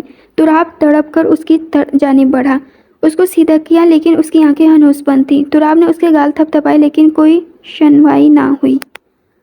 تراب اس کو سیدھا لٹاتا فون جیب سے نکال کر ڈاکٹر کو فون کرنے لگا، جبکہ حریم یہ سب حیرانگی سے دیکھ رہی تھی۔ تھوڑی ہی دیر بعد سیدہ ماں کے ساتھ ایک لیڈی ڈاکٹر اندر داخل ہوئی اور نایاب کا چیک اپ کرنے لگی۔ چیک اپ کرنے کے بعد اس نے پرچی پر چند لائنیں گھسیٹی اور تراب کو ڈھیر ساری ہدایت کرنے کے بعد یہ جا اور وہ جا۔ ڈاکٹر کے جانے کے کچھ ٹائم بعد ہی نایاب کو ہوش آ گیا۔ جب وہ ہوش میں آئی تو اس نے خود کو بلینکٹ میں پایا، جبکہ اس کے سرہانے چھوٹی سی بچی بیٹھی تھی جو اسے ہوش میں آتا دیکھ کر خوشی سے اچھل پڑی۔ آپ کو ہوش آ گیا آنی؟ جبکہ نایاب کو اس کا خود کو آنی کہنا اچھا لگا، نہ جانے کیوں۔ آپ کو معلوم ہے آپ جب بیمار ہو گئی تو بابا جانی بہت پریشان ہو گئے تھے۔ حریم کے لہجے میں بھی پریشانی تھی، جیسے باپ کا پریشان ہونا اسے بھی پریشان کر گیا ہو۔ جبکہ اس کی بات مکمل ہونے پر نایاب کو اب خیال آیا کہ وہ صرف اس شخص کی ہی نہیں بلکہ اس کی بہن کی بھی بیٹی ہے۔ آپ کا نام کیا ہے لٹل ڈول؟ نایاب نے بیڈ کراؤن سے ٹیک لگاتے ہوئے اس سے پوچھا، جبکہ نایاب کے لٹل ڈول کہنے پر وہ چھنپ گئی۔ حریم تراب، وہ چھنپتے ہوئے اپنا نام بتا گئی۔ بہت خوبصورت نام ہے، بالکل آپ کی طرح، وہ اس کے پھولے ہوئے گال کو کھینچتے ہوئے بولی۔ آنی، آپ کا کیا نام ہے؟ اب کے حریم نے بھی پوچھا۔ میرا نام نایاب تراب علی ہے۔ اس سے پہلے کہ نایاب جملہ مکمل کرتی، روم میں داخل ہوتے ہوئے تراب نے جملہ مکمل کیا جو نایاب کی دوائیاں لینے گیا تھا۔ اس کی بات پر جہاں حریم الجھن کا شکار ہوئی وہیں نایاب کے چہرے پر ناگواری آئی۔ بابا، کیا آنی کے بابا جانی کا نام بھی آپ کے نام جیسا ہے؟ حریم نے اپنی عقل کے مطابق سوال کیا۔ نہیں ڈول، بلکہ آپ کے بابا کا نام ہی ان کے نام کے ساتھ لگا ہے کیونکہ یہ میری بیوی ہے، میری ان سے شادی ہوئی ہے، اسی لیے زبردستی کی ہے۔ یہ بھی بتاؤ، وہ حریم کو سمجھ نہ آئے اس لیے انگلش میں بولی، جبکہ وہ اس کو انسنا کر گیا کیونکہ حریم اب اس کی جانب سے متوجہ ہوتی۔ بابا جانی، اس کا مطلب کیا ہے؟ یہ ہماری ماما جانی ہے نا؟ حریم خوشی سے چہکتے بولی، جس کے جواب میں تراب نے سر ہلایا۔ تو کیا میں آپ کو ماما جانی کہہ کر بلا سکتی ہوں؟ حریم نایاب کا ہاتھ تھامتی بولی، جبکہ وہ نہیں کہتی بے رخی سے اپنا ہاتھ جھٹک گئی۔ نایاب کے ہاتھ جھٹکنے پر حریم کی آنکھیں موٹے موٹے آنسوؤں سے بھر گئی، جس پر وہ خاموشی سے کمرے سے نکلتی چلی گئی۔ ہاؤ ڈیئر یو، تمہاری ہمت کیسے ہوئی میری پری سے اس طرح بات کرنے کی؟ تمہیں نہیں معلوم وہ بہت حساس ہے، اب وہ بہت روئے گی۔ اس میں میری تو کوئی غلطی نہیں ہے نا؟ نیاب کو خود سمجھ نہیں آ رہا تھا وہ کیا کرے، کیونکہ حریم کی آنکھوں میں آنسو دیکھ کر وہ خود اضطراب میں تھی، لیکن تراب کے آگے وہ کچھ کہنا نہ چاہتی تھی جس سے وہ کسی غلط فہمی کا شکار ہوتا۔ وہ صرف میری بیٹیاں نہیں ہیں، اسے اس دنیا میں لانے والی تمہاری عزیز ترین بہن ہے۔ ویسے تو بہن سے محبت کا بہت بھرم بھرتی ہو، پر افسوس اسی کی آخری نشانی کو رلا دیا۔ تراب افسوس سے کہتا کمرے سے نکل گیا، جبکہ اس کا رخ حریم اور مریم کے روم کی طرف تھا۔ اس کے اندازے کے مطابق وہ رو رہی تھی۔ تراب نے اسے بڑی مشکل سے منایا، پھر رات گئے تک وہ روم میں داخل ہوا جہاں وہ دوائیوں کے زیر سے سو رہی تھی۔ آج نیاب نے کھانا کھا لیا تھا، یہ بات شام کے کھانے پر ہی سعیدہ مائی سے بتا چکی تھی۔ وہ سارا دن جان بوجھ کر اس کے سامنے نہ گیا۔ اسے کروٹ کے بل سوتا دیکھ کر وہ بھی بیڈ پر اس کے قریب سو گیا اور پھر آگے بڑھ کر احتیاط سے اس کا سر اپنے سینے پر رکھا، گردن کے پیچھے سے اس کے بال ہٹا کر وہاں موجود ایک نشان کو اپنی شہادت کی انگلیوں سے سہلانے لگا، جبکہ خود وہ الجھ کر رہ گیا تھا۔ یہ ایک برتھ مارک تھا، سیم ایسا ہی صاحب کی گردن پر بھی تھا، لیکن یہ کیسے ممکن تھا؟ اس کی صاحب تو مر چکی تھی، اس نے خود اپنے ہاتھوں سے اسے دفنایا تھا۔ پھر یہ کیسی پہیلی تھی جس میں وہ الجھ کر رہ گیا تھا؟ صاحب سے اس کی پہلی ملاقات ایک پارٹی میں ہوئی تھی۔ اس نے نئی پولیس کی سروس جوائن کی تھی۔ اس کی پوسٹنگ اسلام آباد میں ہوئی تھی، جہاں سروس کی طرف سے اسے گھر گاڑی سب الاٹ ہوا تھا، لیکن اس نے اپنے ذاتی گھر میں رہنے کو ترجیح دی۔ ایک منسٹر کے گھر پارٹی تھی جہاں وہ بھی انوائٹ تھا، وہیں اس نے پہلی بار صاحب کو دیکھا تھا، جہاں ان کی رسمی سی ہیلو ہائی ہوئی تھی۔ پھر یوں ہی ایک دن ڈیوٹی سے آف ہونے پر وہ اپنے گھر کی جانب جا رہا تھا کہ ایک لڑکی اس کی گاڑی سے ٹکرا کر بے ہوش ہو گئی۔ تراب اسے گاڑی میں لے کر ہاسپٹل پہنچا، جہاں اسے تھوڑی دیر بعد ہوش آیا۔ تراب اسے پہچان چکا تھا۔ اسے ہوش میں آتا دیکھ کر تراب نے اسے گھر ڈراپ کرنے کا کہا، جس پر وہ گھبرا گئی اور تراب کو منع کرنے لگی، جبکہ وہ دلہن کے لباس میں زیب تن تھی۔ تراب کو کچھ گڑبڑ لگی، تبھی تراب اسے اپنے گھر لے آیا اور اسے ان سب کی وجہ پوچھی۔ اس نے اپنی آپ بیتی ساری زندگی کے بارے میں بتایا کہ کس طرح اس کے باپ نے فقط شک کی بنیاد پر اس کی ماں کو اس کی آنکھوں کے سامنے ہی مار ڈالا جب وہ 5 سال کی تھی، اور اب کسی بزنس ڈیل کے سلسلے میں اس کی شادی اپنے ہم عمر کسی پارٹنر سے کروا رہے تھے، دوسرے معنی میں اسے بیچ رہے تھے، اسی لیے وہ کسی طرح جان بچا کر وہاں سے بھاگ گئی اور جان بوجھ کے اس کی گاڑی کے سامنے آئی۔ اس کا ارادہ خودکشی کا تھا، کیونکہ ایسی زندگی سے موت بہتر ہے۔ ساری کہانی میں تراب کو جس بات نے چونکنے پر مجبور کیا وہ نام رانا عمر کا تھا، جس کا کیس اسے ملا تھا۔ اگر وہ صاحب کو پناہ دے دیتا تو اس کے کام آ سکتی تھی آئی وٹنس کی صورت میں، لیکن وہ اسے یوں بھی اپنے ساتھ کیسے رکھ سکتا تھا؟ اس کا ایک ہی حل اسے نظر آیا، جو اس نے صاحب سے کہا۔ صاحب پہلے جھجکی، لیکن صورتحال دیکھتے ہوئے وہ مان گئی، اور یوں اسی شام خاموشی سے ان کا نکاح ہو گیا۔ دن یوں ہی گزرتے گئے، آہستہ آہستہ ان کی آپس کی جھجک بھی کم ہوتی گئی۔ ایک دن یوں ہی صاحب کے کہنے پر اس نے لیپ ٹاپ پر اسے اپنی ساری فیملی کی تصویریں دکھائی، پر ایک تصویر پر صاحب اٹک گئی، بقول یہ اس کی خالہ کی تصویر ہے۔ یہ تصویر اس نے اپنی امی کے سامان میں بارہا دیکھی تھی، اس کی امی نے بھی ان کو بتایا تھا۔ یہ سب جان کر تراب بھی دنگ رہ گیا۔ پھر اسے اپنی پارک میں ہوئی ملاقات یاد آئی، واقعی اس نے بھی رافیہ کو وہیں دیکھا تھا، جو تھوڑے سے فرق سے ہی اسے اپنی ماں ہی لگی تھی، اور یوں اس پر انکشاف ہوا، سہا بھی وہی پڑی ہے جسے اس نے پارک میں دیکھا تھا، اور تب سے ہی وہ اس کے دل میں تھی۔ لیکن خدا ایسے اس کی چاہت کو اس کا بنائے گا، یہ تو اس کے وہم و گمان میں بھی نہ تھا۔ اس کے بابا زاہد نے بھی اسے اس کی خالہ کے حالات نہ چھپائے تھے، سب بتا دیا تھا۔ واقعی یہ خون کی ہی کشش تھی جو ان دونوں کو قریب لے آئی تھی۔ اس کے بعد ان دونوں میں کوئی دوری نہ رہی، پر نہ جانے کیوں اپنی شادی کی بات وہ گھر والوں سے چھپا گیا، اور تو اور اپنے دوست جیسے باپ کو بھی لا علم رکھا۔ نیاب کے قسمت آنے پر وہ ماضی سے پلٹ آیا۔ اس نے نیاب کی طرف دیکھا جس نے اس کی شرٹ کو مٹھی میں جگڑا ہوا تھا۔ تراب نے اس کے ہاتھ پر اپنا ہاتھ رکھا، اس کے ماتھے پر بوسہ دے کر اس کے سر سے سر ملا کر آنکھیں موند گیا۔ صبح نیاب کی آنکھ کھڑکی سے آتی روشنی سے کھلی، وہ ایک دم چونک کر اٹھی۔ اس کے ذہن میں کل سے حریم کا معصوم چہرہ گھوم رہا تھا، جو کل ہی اس کے پیچھے جانا چاہتی تھی، پر ہمت نہ کر سکی۔ صحیح کہا تھا تراب نے، وہ صرف اس کی ہی تو بیٹی نہ تھی، اس کی آپی کی بھی تو تھی۔ نیاب کچھ فیصلہ کرتی فریش ہوتی کمرے سے نکل آئی، ادھر ادھر دیکھتی وہ دھیرے دھیرے قدم اٹھاتی سیڑھیوں کی جانب بڑھی۔ اسے سامنے ہی لاؤنج کے صوفے پر حریم ٹی وی دیکھتی نظر آئی۔ نیاب لپک کر اس کی جانب بڑھی۔ السلام علیکم، اس نے حریم کے ساتھ صوفے پر بیٹھتے ہوئے کہا، جبکہ حریم نے بنا دیکھے سلام کا جواب دیا، جبکہ اس کی نظریں ہنوز ٹی وی پر تھی جہاں وہ پرشوق سے کارٹون دیکھنے میں مگن تھی۔ نیاب کو لگا کہ وہ اس سے ناراض ہے۔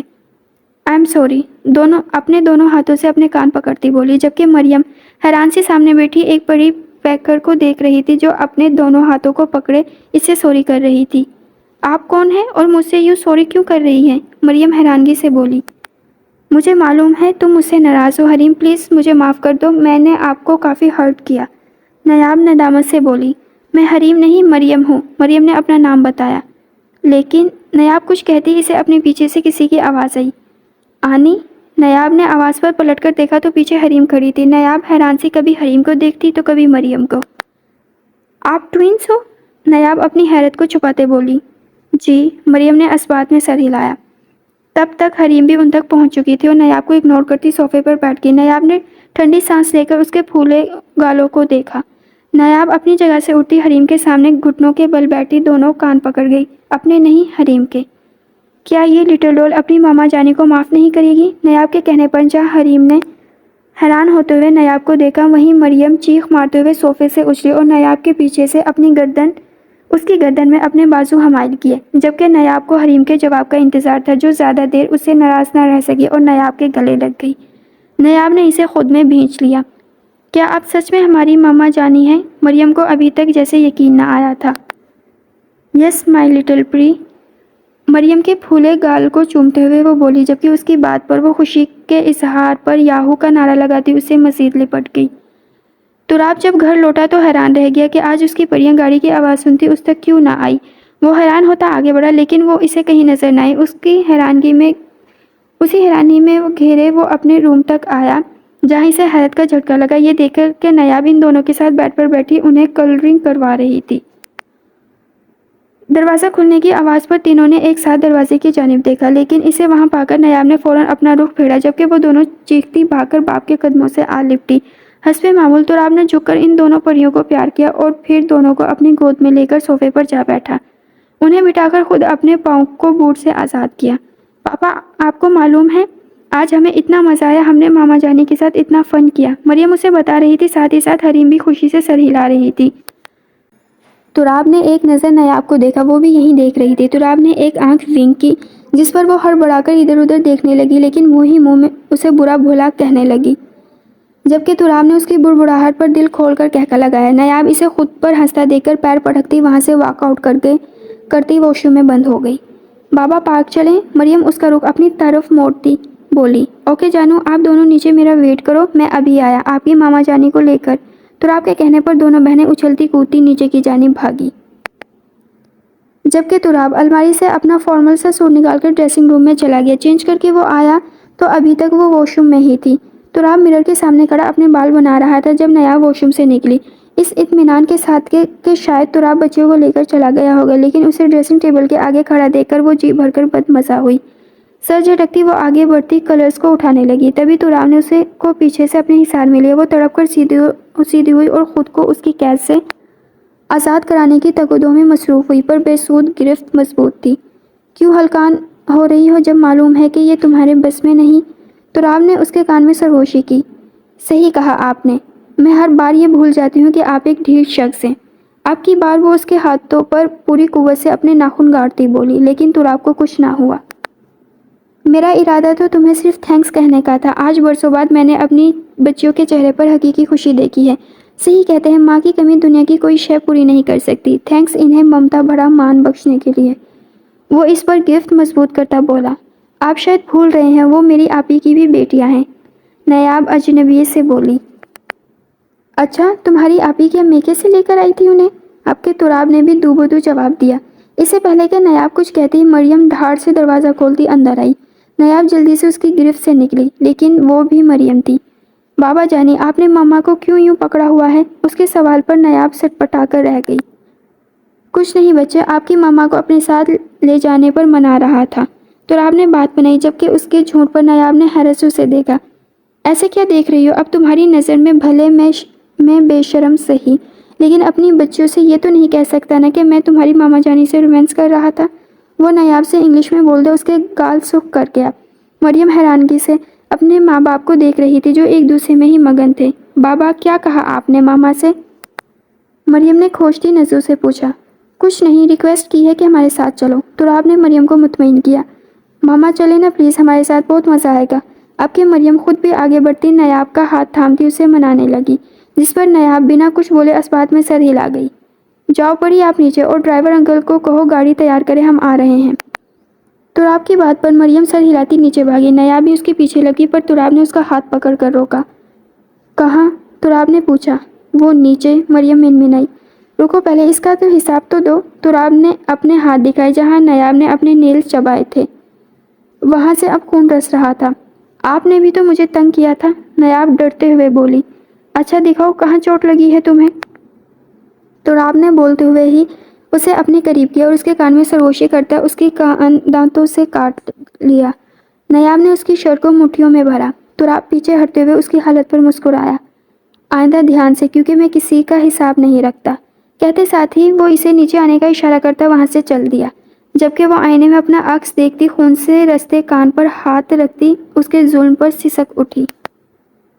دن یوں ہی بے کیف سے گزر رہے تھے۔ حریم اور مریم اب بڑی ہو رہی تھی، اب تو اسکول بھی جانے لگی تھی، تراب بھی چلا جاتا، ایسے میں وہ سارے گھر میں بولائے پھرتی۔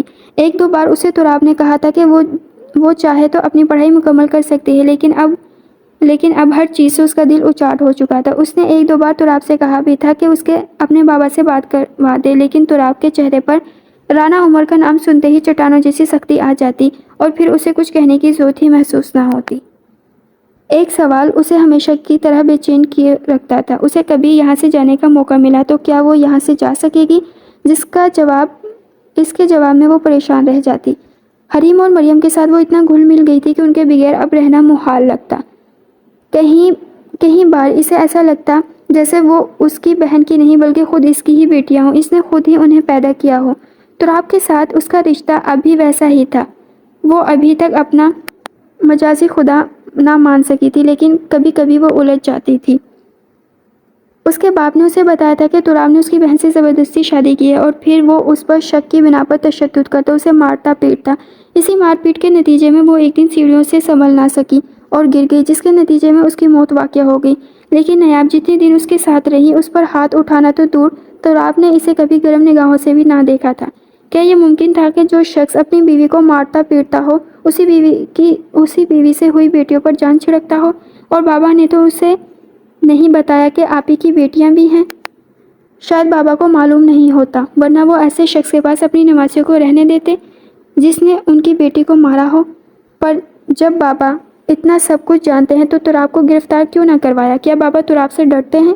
کیونکہ وہ خود ایک پولیس آفیسر ہے۔ سب باتیں سوچ کر اس کا دماغ پھٹنے لگا تھا، نتیجتاً وہ بیڈ پر ڈھیر ہو گئی۔ نیاب کی آنکھ رات کی کسی پہر کھلی تو حلق میں مارے خشکی کے کانٹے چبھنے لگے۔ پانی، وہ بمشکل ہی بول پائی۔ تراب جو اس کے سرہانے ہی بیٹھا اونگ رہا تھا، اسے جاگتا پا کر اس کے اوپر جھکا۔ نیاب تمہیں ہوش آ گیا؟ وہ خوش ہوتا سائڈ ٹیبل سے گلاس میں جگ سے پانی ڈالتا، اس کے سر کے نیچے ہاتھ رکھتا، گلاس اس کے لبوں سے لگا گیا، جسے نیاب نے ایک ہی سانس میں خالی کر گئی۔ تم لیٹو، میں تمہارے لیے کچھ کھانے کو لاتا ہوں۔ تراب یہ کہتا نیچے گیا اور تھوڑی دیر میں اس کے لیے ویجیٹیبل سوپ بنا کر لے آیا۔ گرما گرم سوپ اس نے سائڈ ٹیبل پر رکھا اور اس کو بیڈ کراؤن کے ساتھ ٹیک لگا کر تکیوں کے سہارے بٹھایا اور خود سوپ کا باؤل ٹرے سے اٹھا کر اسے اسپون کی مدد سے سوپ پلانے لگا، جبکہ نیاب مسلسل اسے ٹکٹکی باندھے دیکھ رہی تھی، جس کی آنکھوں میں ایک الوہی چمک تھی، جس سے نیاب کو معلوم ہو گیا تھا کہ وہ اس کے اندر کا راز پا چکا ہے۔ کیا ہوا ہے مجھے؟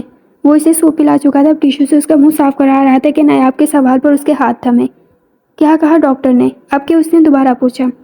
وہ وہی جو تم مجھے بتانا نہیں چاہتی تھی۔ تراب نے اسے شکوہ کرتی نظروں سے دیکھا۔ کیوں چھپایا مجھ سے؟ اب کہ تراب نے پوچھا۔ مجھے ضروری نہیں لگا، نیاب نظریں چراتی بولی۔ تم ایسا کیسے کر سکتی ہو نیاب؟ وہ دکھ سے بولا۔ کیونکہ مجھے یہ نہیں چاہیے تھا، اس لیے آپ کو بتانا ضروری نہیں سمجھا۔ میں اسے بہت جلد چھٹکارا۔ اس سے پہلے کہ نیاب اپنی بات مکمل کرتی، تراب کے تھپڑ نے اس کے الفاظ دبا دیے۔ تم اتنی بے حس ہوگی مجھے معلوم نہ تھا۔ مجھ سے خار کھاتی ہو تو اس کا بدلہ مجھ سے لو، اس معصوم کا کیا قصور؟ چھٹکارا چاہتی ہو نا؟ ٹھیک ہے، تیار رہنا، کل صبح ہوتے ہی میں تمہیں تمہارے باپ کے گھر چھوڑ آؤں گا، لیکن یاد رکھنا اگر اسے کچھ بھی ہوا تو میں تمہیں زندہ زمین میں گاڑ دوں گا۔ کہتے ساتھ ہی وہ تن فن کرتا وہاں سے نکل گیا، جبکہ نیاب گال پر ہاتھ رکھ کے سن سی بیٹھی تھی۔ اسے خود نہیں معلوم تھا وہ اپنی ساری فرسٹریشن کس انداز میں تراب پر نکال چکی تھی۔ غصے میں وہ کیا سے کیا بول گئی۔ اب کہ جو احساس ہوا تو اسے واقعی اپنے لفظوں پر شرمندگی ہوئی، پر اب کیا کیا جا سکتا تھا؟ کمان سے نکلا ہوا تیر اور منہ سے نکلی ہوئی بات کب بھلا واپس پلٹتی ہے؟ صبح حریم اور مریم کو اس نے خود ہی تیار کیا، جبکہ روز نیاب ہی تیار کرتی تھی، لیکن آج تراب نے دونوں کو اپنے تک ہی محدود رکھا، جبکہ دوسری طرف نیاب ان دونوں کا انتظار ہی کرتی رہی۔ جب کافی دیر تک وہ نہ آئی تو نیاب خود میں ہمت مجتمع کرتی نیچے آئی، جہاں وہ دشمنیجہ ان دونوں کو ناشتہ کروا رہا تھا۔ اسے دیکھ کر دونوں نیاب کی جانب جانے کے لیے اٹھی، لیکن تراب نے دونوں کو ڈپٹ کر بٹھایا، جس پر دونوں نے آنکھوں میں نمی مچ لی، لیکن تراب نظر انداز کر گیا۔ آپ کی ناراضگی مجھ سے ہے، بچوں پر کیوں چلا رہے ہیں؟ وہ آگے بڑھتی انگلش میں بولی۔ یہ میری بچیاں ہیں، میں چاہے انہیں ڈانٹوں یا ماروں، تم کون ہوتی ہو مجھ سے بات پرس کرنے والی؟ تراب نے بھی درشتگی سے کہا۔ میں ماں ہوں ان کی، وہ ہمت کرتی بولی، جبکہ اس کی بات مقابل کے لب پر ایک مسکراہٹ لے آئی، ایک طنزیہ مسکراہٹ جسے دیکھ کر وہ اپنی جگہ چوٹ سی کھڑی رہ گئی۔ وہ دعویٰ کبھی نہیں کرنا چاہیے جس پر آپ پورا نہ اترتے ہوں۔ اینی ویز ناشتہ کیجیے، پھر میرا ڈرائیور آپ کو آپ کی منزل پر چھوڑ آئے گا۔ تراب بیگانگی سے کہتا دونوں بچوں کے اسکول کے بیگز اٹھاتا انہیں لے کر باہر کی جانب بڑھا۔ اس کی آنکھوں میں آنسو آ گئے یہ سوچ کر کہ اس نے اسے بچیوں سے ملنے تک نہ دیا۔ کون سا ناشتہ، کیسا ناشتہ؟ وہ اپنے آنسو پوچھتی وہاں سے چل دی، جہاں دونوں بچیاں بھاگتی ہوئی اس کے پیروں سے لپٹ گئی۔ نیاب نے جھک کر دونوں کو دیوانہ وار پیار کیا۔ چلو مریم، حریم اسکول کے لیے لیٹ ہو رہا ہے۔ تراب کی آواز پر نیاب نے سامنے دیکھا، جہاں وہ دشمنیجہ مکمل یونیفارم میں نیاب کو اپنے دل کے بہت قریب لگا۔ تراب کے دیکھنے پر نیاب نے گھبرا کر نظروں کا زاویہ بدلا۔ تراب قدم قدم اٹھاتا اس کی جانب بڑھا، دونوں بچوں کا ہاتھ اس کی پکڑ سے چھڑایا۔ نیاب بھی کھڑی ہو گئی تھی۔ چاہتا تو تھا میری بچیاں تم سے نہ ملے، لیکن میں چاہ کر بھی تمہاری طرح پتھر دل نہ ہو سکا۔ یہ میری بچیوں کی تم سے آخری ملاقات ہے۔ آج کے بعد میری بچیوں سے تم دور ہی رہنا، ورنہ تمہارا کیا پتہ میری دشمنی میں تم کب میری بچیوں کو نقصان پہنچا جاؤ۔ وہ بولا نہیں پھنکا رہا تھا اور بچوں کے لیے وہاں سے چل دیا، جبکہ اس کا دل تھا کہ تراب اسے جانے سے روک لے، لیکن تراب نے اس کی امیدوں پر پانی پھیر دیا۔ وہ شکستہ سی چال چلتی گاڑی کی جانب بڑھی، جہاں ڈرائیور کار کا پچھلا دروازہ کھولے مؤدب سا اس کا منتظر تھا۔ گاڑی جانے پہچانے راستوں پر گامزن تھی۔ وہ چونکی کیونکہ ڈرائیور اسے ہاسٹل کے بجائے اس کے گھر چھوڑنے جا رہا تھا۔ پاپا آ گئے کیا دبئی سے؟ وہ حیران ہوتے ہوئے خود سے بولی۔ ڈرائیور اسے چھوڑتا وہاں سے جا چکا تھا، جبکہ اس نے سر اٹھا کر اس پرشکوہ عمارت کی جانب نظر اٹھائی اور دھیرے دھیرے سر جھکاتی اندر داخل ہوئی، کیونکہ چوکیدار اسے آتا دیکھ کر گیٹ پہلے ہی کھول چکا تھا۔ چوکیدار کے سلام پر اس نے دھیرے سے سر ہلایا۔ وہ سیدھا اپنے کمرے میں آئی، بیڈ پر گرنے کے انداز میں بیٹھی اور بکھرتی چلی گئی۔ شام کو وہ اپنے روم سے فریش ہو کر نکلی، سر درد سے پھٹا جا رہا تھا، ارادہ ایک کپ چائے بنانے کا تھا۔ کچن میں ملازمہ کو کام کرتا دیکھ اسے چائے بنانے کا کہتی وہ وہیں لاؤنج میں بڑے صوفے پر گرنے کے انداز میں بیٹھی۔ وہ وہاں سے آ تو گئی تھی، لیکن اس کی روح وہیں رہ گئی تھی، جیسے بار بار اس کی سوچ کے تانے وہیں جڑتے کہ حریم اور مریم اس کی اسکول سے جب لوٹی ہوں گی تو اس کو گھر پر نہ پا کر کتنا پریشان ہوئی ہوں گی۔ اب وہ کس سے فرنچ فرائز کی فرمائش کریں گے اور مریم نوڈلز کی دیوانی جب اسے پکارے گی تو یا اللہ میں کیا کروں؟ تو جانتا ہے نا پروردگار میرے دل کا حال، مجھے کچھ سمجھ نہیں آ رہا۔ اگر تراب پر یقین کرنے لگوں تو اپنے بابا غلط لگنے لگتے ہیں، اور اگر بابا پر یقین کروں تو تراب۔ یہ تو طے ہے کہ ان میں سے ایک غلط ہے، مگر کون میں نہیں جانتی، مگر تو جانتا ہے نا یہ راز۔ پلیز اللہ میاں مجھ پر بھی آیا کر دے کہ کون سچا ہے کون جھوٹا۔ وہ وہیں صوفے پر بیٹھی ہی رب سے فریادی ہوئی۔ بی بی جی چائے۔ ملازمہ کی آواز نے اس کی فریاد میں خلل ڈالا۔ میرا ماں کیا بابا آ گئے؟ اس نے ملازمہ سے پوچھا۔ آہو جی، میرا ماں نے اس بات میں سر ہلایا۔ کب؟ دوسرا سوال۔ 2 ہفتے ہونے کو آئے ہیں جی، وہ سوچتے ہوئے بولی۔ اچھا آپ جائیں۔ اس نے میرا ماں کو جانے کا اشارہ کیا اور خود چائے کا کپ اٹھا کر لبوں سے لگا گئی۔ اس کی سوچ کی دھاروں کا رخ رانا عمر کی طرف تھا۔ اگر پاپا 2 ہفتے سے آئے ہوئے ہیں تو انہوں نے اب تک مجھے ڈھونڈنے کی کوشش کیوں نہ کی تھی؟ کچھ تو ہے ایسا جو مسنگ ہے، پر کیا؟ یہ اسے سمجھ نہ آ سکا۔ اس کی ملاقات رات کے کھانے پر اپنے پاپا سے ہو سکی۔ آپ کب آئے پاپا دبئی سے؟ پرسوں کی فلائٹ سے ہی پہنچا ہوں۔ پر تم گھر نہیں تھی؟ ملازمہ سے پوچھا تو پتا چلا تم گھر کی بجائے ہاسٹل میں ہو۔ تمہیں کال کرنا چاہیے پر تم نے اٹینڈ نہ کی، اس لیے وارڈن سے کہا کہ تمہیں میرا میسج دے دے۔ رانا عمر نے ساری تفصیل بتائی، جبکہ اس سارے میں وہ صرف لفظ پرسوں پر چونکی۔ 2 ہفتے ہونے کو آئے ہیں جی، کیا میرا ماں نے جھوٹ بولا اس سے، یا رانا عمر نے کچھ چھپایا ہے؟ نیاب، میں نے تمہاری شادی اپنے دوست شیخ مامون کے چھوٹے بھائی مروان سے طے کی ہے، اور اس سنڈے کو ہم ایک گرینڈ پارٹی دے رہے ہیں اس خوشی میں۔ آئی ہوپ کہ تمہیں کوئی آبجیکشن نہ ہوگا۔ رانا عمر اپنی بات کہہ کر اس کے تاثرات دیکھنے لگے۔ پر بابا یہ سب اتنا اچانک؟ کچھ اچانک نہیں ہے، سب کچھ پہلے سے ہی پلان تھا، بس تمہیں نہیں بتایا گیا کہ تم اپنی اسٹڈی پر فوکس رکھو۔ اب جب کہ تمہاری ڈگری مکمل ہونے والی ہے تو تمہیں بتا رہا ہوں تاکہ تم تیار رہو، اور میں تم سے پوچھ نہیں رہا، تمہیں بتا رہا ہوں، انڈرسٹینڈ؟ اوہ اب یہ کیا مصیبت ہے؟ آج نیاب اور مروان کا رشتہ طے پا جانے کی خوشی میں پارٹی رکھی گئی تھی۔ مکس گیدرنگ تھی۔ ڈیڈ نہ جانے کس کسی سے ملوا رہے تھے، جبکہ وہ ہونٹوں پر مصنوعی مسکراہٹ لاتی سب سے مل رہی تھی، کیونکہ اس کے پاس کوئی اور چارہ نہیں تھا۔ اس کا ہونے والا منگیتر مروان اسے شکل سے ہی اوباش لگ رہا تھا۔ اسے اس کی غلیظ نظریں اپنے وجود پر محسوس ہو رہی تھی۔ تھوڑی دیر بعد اسے پارٹی میں وہ دشمن جاں بھی آتا دکھائی دیا، ساتھ میں ڈی آئی جی بھی تھا۔ بہت بہت شکریہ میری بات ماننے کا، وہ ڈی آئی جی سے بولا، کیونکہ اس کے کہنے پر ہی ڈی آئی جی تراب کو لے کر آیا تھا۔ اب رانا عمر آنکھوں میں شرارے بھرے تراب کو دیکھتے ہوئے ہاتھ ملا رہا تھا، جبکہ تراب بھی آنکھوں میں زبانیں بھر کی نفرت سے اسے دیکھ رہا تھا، پر ساتھ کھڑی نیاب پر اس نے نگاہیں غلط تک نہ ڈالی۔ نیاب ان سے ملو، یہ ہیں ایس پی۔ رانا عمر آنکھوں ہی آنکھوں میں سے کچھ باور کراتا بولا، جبکہ نیاب تراب پر ایک نظر ڈال کر سر جھکا گئی۔ وجہ اس کی آنکھوں میں اپنے لیے ناپسندیدگی دیکھ کر جو اس وقت میرون کلر کا ویسٹرن طرز کا لباس زیب تن کیے کھڑی تھی، جس میں دوپٹہ سرے سے ہی نہ تھا۔ یہ سب بھی رانا عمر کے کہنے پر تھا۔ اوکے سر، اب میں چلتا ہوں۔ اب وہ ڈی آئی جی کی طرف پلٹا بولا، ارے بھائی ابھی تو آئے ہو، تھوڑا رکو، ڈی آئی جی نے کہا۔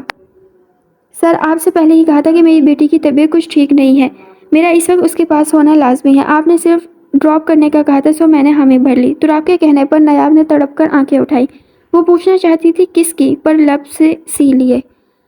مانا کہ آپ ایک ایماندار پولیس والے ہونے کے ساتھ ساتھ ایک اچھے باپ بھی ہیں، اسی لیے ہم آپ کو زیادہ رکنے پر فورس نہیں کریں گے، جسٹ 5 منٹ۔ امید ہے کہ یہ پارٹی آپ کو سال ہر سال یاد رہے گی، رانا عمر کہتے ساتھ ہی نیاب کو اسٹیج پر لے گئے، جبکہ مروان کو بھی وہیں بلایا گیا۔ اب وہ ان دونوں کی انگیجمنٹ کو اناؤنس کر رہے تھے۔ سب تالیاں بجاتے بھرپور خوشی کا اظہار کر رہے تھے۔ پھر میوزک سٹارٹ ہوا۔ مروان نے ایک بازو اس کی کمر سے گزار کر اسے خود سے قریب کیا۔ سب یہاں کپل میں ڈانس کر رہے تھے، تبھی کسی لڑکی نے تراب کو بھی ڈانس کی آفر کی، جس پر وہ حامی بھرتے اسٹیج پر گیا اور سب کی طرح وہ بھی ڈانس کرنے لگا، جبکہ مروان ڈانس میں بھی ضلالت دکھانے سے باز نہ آیا۔ وہ بڑی بے باکی سے نیاب کو چھو رہا تھا، جس سے تراب کی مٹھیاں غصے سے بھیجتی جا رہی تھی۔ اس سے پہلے کہ وہ غصے سے اس کا تھوبڑا توڑ دیتا، کپل چینج ہوئے۔ نیاب اس کے پاس آ گئی۔ غلط تھا میں جو تمہیں صاحب سمجھ بیٹھا، جبکہ تم تو اس کے دھول کے برابر بھی نہیں ہو، وہ اسے گول گول گھماتا بولا۔ میں اپنی بچیوں کے لیے ایسی ماں چاہتا ہوں جسے کبھی کسی مرد نے دیکھا نہ ہو۔ وہ اس کی کمر میں ایک ہاتھ ڈالے جبکہ دوسرا ہاتھ اس کے شولڈر پر رکھے بولا تھا، لیکن میں غلط تھا، یہاں تو بات بہت آگے کی ہے، میرے سامنے یہ حال ہے تو اس سے پہلے تم کتنوں کے ساتھ۔ اس کی بات مکمل ہونے سے پہلے نیاب نے اپنا ایک ہاتھ تھپڑ کی صورت میں اس کی جانب بڑھایا، جسے اس نے اپنے غال کی زینت بننے سے پہلے ہی تھام لیا۔ نہ میری جان، ایسا نہ کرنا، غصہ آ رہا ہے گڈ، تو اسے صحیح جگہ استعمال کرنا چاہیے، کہتے ساتھ ہی اس نے نیاب کو گول گول گھمایا، جس سے سارے کپلز دوبارہ چینج ہو گئے۔ اب پھر سے نیاب مروان کے ساتھ تھی، پر جیسے ہی مروان نے مس بیہیو کرنا چاہا، ایک سناٹے دار تھپڑ مروان کی گال کی زینت بنا۔ پارٹی میں ایک دم سناٹا چھا گیا۔ رانا عمر سکتے میں آ گئے۔ اے یو مروان، نیاب کی جانب مارنے کو لپکا کہ تراب نے مروان کا ہاتھ پکڑ لیا۔ شرم نہیں آئے گی ایک عورت پر ہاتھ اٹھاتے ہوئے؟ تراب نے مروان کو پیچھے کی جانب دھکیلا۔ یو تمہاری ہمت کیسے ہوئی مجھے دھکا دینے کی؟ اب کہ مروان اس کی جانب بڑھا۔ نیاب نے بالکل صحیح کیا ہے، تم اس کے ساتھ مس بیہیو کر رہے تھے، تراب نے کہا۔ وہ میری منگیتر ہے، میں اس کے ساتھ جو بھی کروں، تم ہوتے کون ہو؟ گالی، جس پر اب تراب اپنے آپ کو قابو نہ رکھ سکا اور ٹکا کر ایک مکہ اس کے تھوبڑے پر رسید کیا، جس سے مروان کو اپنا جبڑا ٹوٹتا ہوا محسوس ہوا۔ بیوی ہے یہ میری، اور شکر مناؤ ایک ایس پی کی بیوی کے ساتھ مس بیہیو پر تمہیں اندر نہیں کر رہا، ورنہ وہ حال کرتا کہ تمہاری 7 نسلیں یاد رکھتی، تراب اسے وارن کرتا بولا، جبکہ اس کے انکشاف پر رانا عمر نے اپنے ہاتھ میں موجود وائن کا گلاس فرش پر پٹکا اور تراب کو گریبان سے تھاما۔ جھوٹ بول رہے ہو تم، میری بیٹی تم سے آج اسی پارٹی میں پہلی بار ملی ہے، پھر تم کیسے کہہ سکتے ہو کہ تم شادی شدہ ہو؟ سیٹھ رانا عمر، دھیان سے، یہ کوئی عام شخص کا نہیں، ایک پولیس والے کا گریبان ہے۔ اس جرم میں آپ بھی اندر جا سکتے ہیں، اور گواہی کے لیے ڈی آئی جی صاحب ہیں، ان کی موجودگی میں ہی آپ نے میرا گریبان پکڑا ہے، جبکہ ڈی آئی جی اس کی بات پر گڑبڑ آ گیا۔ یہ اب کیا ہے رانا، پھر سے دھوکہ؟ مت بھولو تم پہلے ہی ہمارے ساتھ دھوکہ کر چکے ہو، اور اب کی بار میں اپنی یہ انسلٹ کبھی نہ بھولوں گا، اور نہ ہی باس، میں آج ہی تمہارے سارے دھندے بند کرواتا ہوں۔ تم جو بزنس کے نام پر اپنے ملک کی جڑیں کاٹ رہے ہو، مت بھولو کہ ہمارے پاس وہ سب ثبوت کے ساتھ موجود ہے جس کے لیے تم لمبی عمر تک جیل میں جاؤ گے۔ شیخ مامون غصے سے رانا کے سارے کالے چٹے کھولنے لگا۔ یہ سب جھوٹ کہہ رہا ہے شیخ، رانا عمر نفرت بھری ایک نظر تراب پر ڈال کر بولا۔ اگر میں جھوٹ بول رہا ہوں تو اپنی بیٹی سے ہی پوچھ لو۔ اب سب کی نظر نیاب کے گرد اٹھی، جبکہ اسے یوں ننگے سر دیکھ کر تراب کو اس پر پھر سے تپ چڑھی۔ بولو نیاب، یہ شخص جھوٹ کہہ رہا ہے نا؟ رانا عمر اس کے بازو کو زور سے اپنی گرفت میں لیتا بولا، جس پر وہ ڈر گئی اور سر نفی میں ہلا گئی۔ تراب ٹھیک کہہ رہے ہیں، آج تقریباً 3 مہینے پہلے ہمارا نکاح ہو چکا ہے۔ سن لیا سسر جی، واقعی آپ نے ٹھیک کہا، یہ پارٹی سال ہر سال ہی مجھے یاد رہنے والی ہے۔ وہ طنزیہ مسکراہٹ رانا عمر کی جانب اچھالتا وہاں سے چل دیا، اور وہ جو اس کے ساتھ جانا چاہتی تھی اسے رانا عمر بازو سے پکڑ کر گھسیٹتے ہوئے اپنے ساتھ لے گئے، لے جا کر اسے ایک کمرے میں بند کر دیا، اور پینٹ سے بیلٹ نکالتا اسے اپنے ہاتھوں میں لپیٹتا اس کی جانب بڑھا، جبکہ نیاب حیرانگی سے منہ کھولے باپ کو دیکھ رہی تھی جو بیلٹ لیے اس کی جانب بڑھ رہا تھا۔ نیاب کے لیے یہ سب نیا تھا، لیکن رانا عمر کے لیے نہیں، کیونکہ اس نے یہی حربہ کئی مرتبہ استعمال کیے تھے، پہلے اپنی بیوی اور اس کے بعد صاحب پر، جبکہ نیاب کے لیے وہ ہمیشہ آئیڈل باپ کی صورت میں ہی سامنے آیا تھا۔ بابا یہ کیا؟ چپ، ایک دم چپ، پہلے مجھے سچ سچ بتاؤ، نیچے کیا بکواس کی تم نے؟ وہ اس کے گھنے بالوں کو ہاتھوں میں دبوچے بولا۔ میں نے جھوٹ نہیں کہا بابا، نیاب نے جلدی سے کہا، مجھے سب شروع سے بتاؤ۔ وہ اس کے بالوں پر زور ڈالتا بولا۔ نیاب کو لگا آج ہی اس کے بال کی جڑ سے اکھڑ جائیں گے۔ اس نے شروع سے آخر تک سب بتا دیا، صرف ایک بات چھپا گئی۔ اگر یہ بات ہے تو ہم اسے خلا لے لیں گے، کہتے ساتھ ہی اس نے اسے بیڈ پر پٹخا، جبکہ وہ اپنی بے بسی پر پھوٹ پھوٹ کر روتی۔ اسے لگا تھا کہ شاید تراب اسے اپنے ساتھ لے جائے گا، لیکن وہ تو بنا کچھ کہے وہاں سے نکل گیا۔ دوسری طرف تراب اپنے گھر آیا تو سیدہ ماں کو اپنا منتظر پایا۔ کیا ہوا اماں، حریم نے کچھ کھایا؟ تراب کے پوچھنے پر اس نے نفی میں سر ہلایا، جبکہ وہ ٹھنڈی آہ بھرتا حریم اور مریم کے روم کی طرف بڑھا۔ بابا، ماما جانی کو نہیں لائے؟ وہ جیسے ہی روم میں داخل ہوا حریم کو اپنا منتظر پایا۔ بچے، آپ نے کھانا کیوں نہیں کھایا؟ تراب آگے بڑھتا اسے اپنی گود میں لیتا بولا، پاپا جانی، ماما جانی کے ہاتھ سے کھانا ہے۔ کتنی مرتبہ کہا ہے تمہاری ماما مر چکی ہیں، اور جو وہ تھی وہ صرف ایک برا خواب تھی، سمجھی؟ تراب دشتی سے بولا، جس پر حریم سہم سی گئی۔ تراب نے تڑپ کر اسے اپنے گلے سے لگا لیا۔ ہفتے سے زیادہ ہونے کو آیا تھا کہ حریم کو بخار ہوا تھا، جو ابھی تک ٹوٹنے میں نہیں آیا تھا۔ نیاب کے جانے کا صدمہ دونوں کو لگا تھا۔ مریم تو کچھ دنوں بعد نارمل ہو گئی تھی، پر حریم حساس ہونے کی وجہ سے نیاب کو بھلا نہیں پا رہی تھی، نہ ڈھنگ سے کچھ کھا رہی تھی۔ حریم کی ایک ہی رٹ کہ اسے نیاب کے ہاتھ سے کھانا ہے، اسے اس کی ماں چاہیے۔ تراب کی منتیں کرنے پر حریم نے تھوڑا بہت کھایا اور پھر دوا لے کر سوئی۔ اس کے سونے پر تراب کمرے سے باہر آیا۔ صاحب، آپ نیاب بی بی کو لے آئے نا، دیکھنا حریم بی بی بھلی چنگی ہو جائے گی۔ جبکہ سیدہ بی بی کی بات پر وہ کچھ نہ بولا اور باہر لان میں آ گیا۔ آج وہ یوں اسے مروان کی باہوں میں دیکھ کر کھول اٹھا تھا۔ اسے معلوم تھا جب تراب نے کہا کہ اس کی بچی کی طبیعت خراب ہے، اس کا تڑپ کر دیکھنا تراب کی آنکھوں سے مخفی نہ رہ سکا، لیکن وہ اسے جانتے بوجھتے نہ لایا۔ کچھ ایسے راستے جسے تراب چاہتا تھا نیاب خود جانے۔ چوٹ تراب نے لگا دی تھی، اب رانا عمر زخمی خود ہی اپنے خول سے باہر نکلے گا۔ دوسری طرف نیاب کپڑے تبدیل کر کے جائے نماز پر سجدہ بسوج خدا سے مدد کی طلبگار تھی۔ بہت سی دعاؤں کے بعد اس نے جائے نماز کو لپیٹ کر رکھا، تبھی اس کے کمرے کا دروازہ کھلا۔ آنے والا کوئی اور نہیں بلکہ ان کی ملازمہ میرا ماں تھی، جو اسے خاموشی سے اپنے ساتھ چلنے کو کہہ رہی تھی۔ نیاب حیران ہوتی بنا کچھ پوچھے اس کے پیچھے چل پڑی۔ وہ اسی لیے پچھلے لان میں چلی گئی، جہاں موجود ونڈو سے اندر ڈرائنگ روم کا منظر صاف نظر آ رہا تھا۔ وہاں رانا عمر، مروان اور شیخ مامون ام الخبائث کو پانی کی طرح پی رہے تھے۔ نیاب تو باپ کو دیکھ کر سکتے میں آ گئی، اس پر کون سے بھیانک انکشاف ہو رہے تھے۔ تم فکر نہ کرو مروان، نیاب تمہاری ہی ہے۔ مجھے نیاب نے سب بتایا ہے، کیسے اس انسپیکٹر نے نیاب سے زبردستی نکاح کیا ہے۔ ہم نیاب کو اعتماد میں لے کر اس سے گواہی دلوائیں گے اور زنا الجبر کا مقدمہ ہائر کر دیں گے۔ اس سے دو کام ہو جائیں گے، نیاب کی طلاق بھی ہو جائے گی اور اس آفیسر کی بدنامی۔ مطلب ایک تیر سے دو نشانے، رانا عمر بمشکل لڑکھڑاتی آواز میں کہہ رہا تھا۔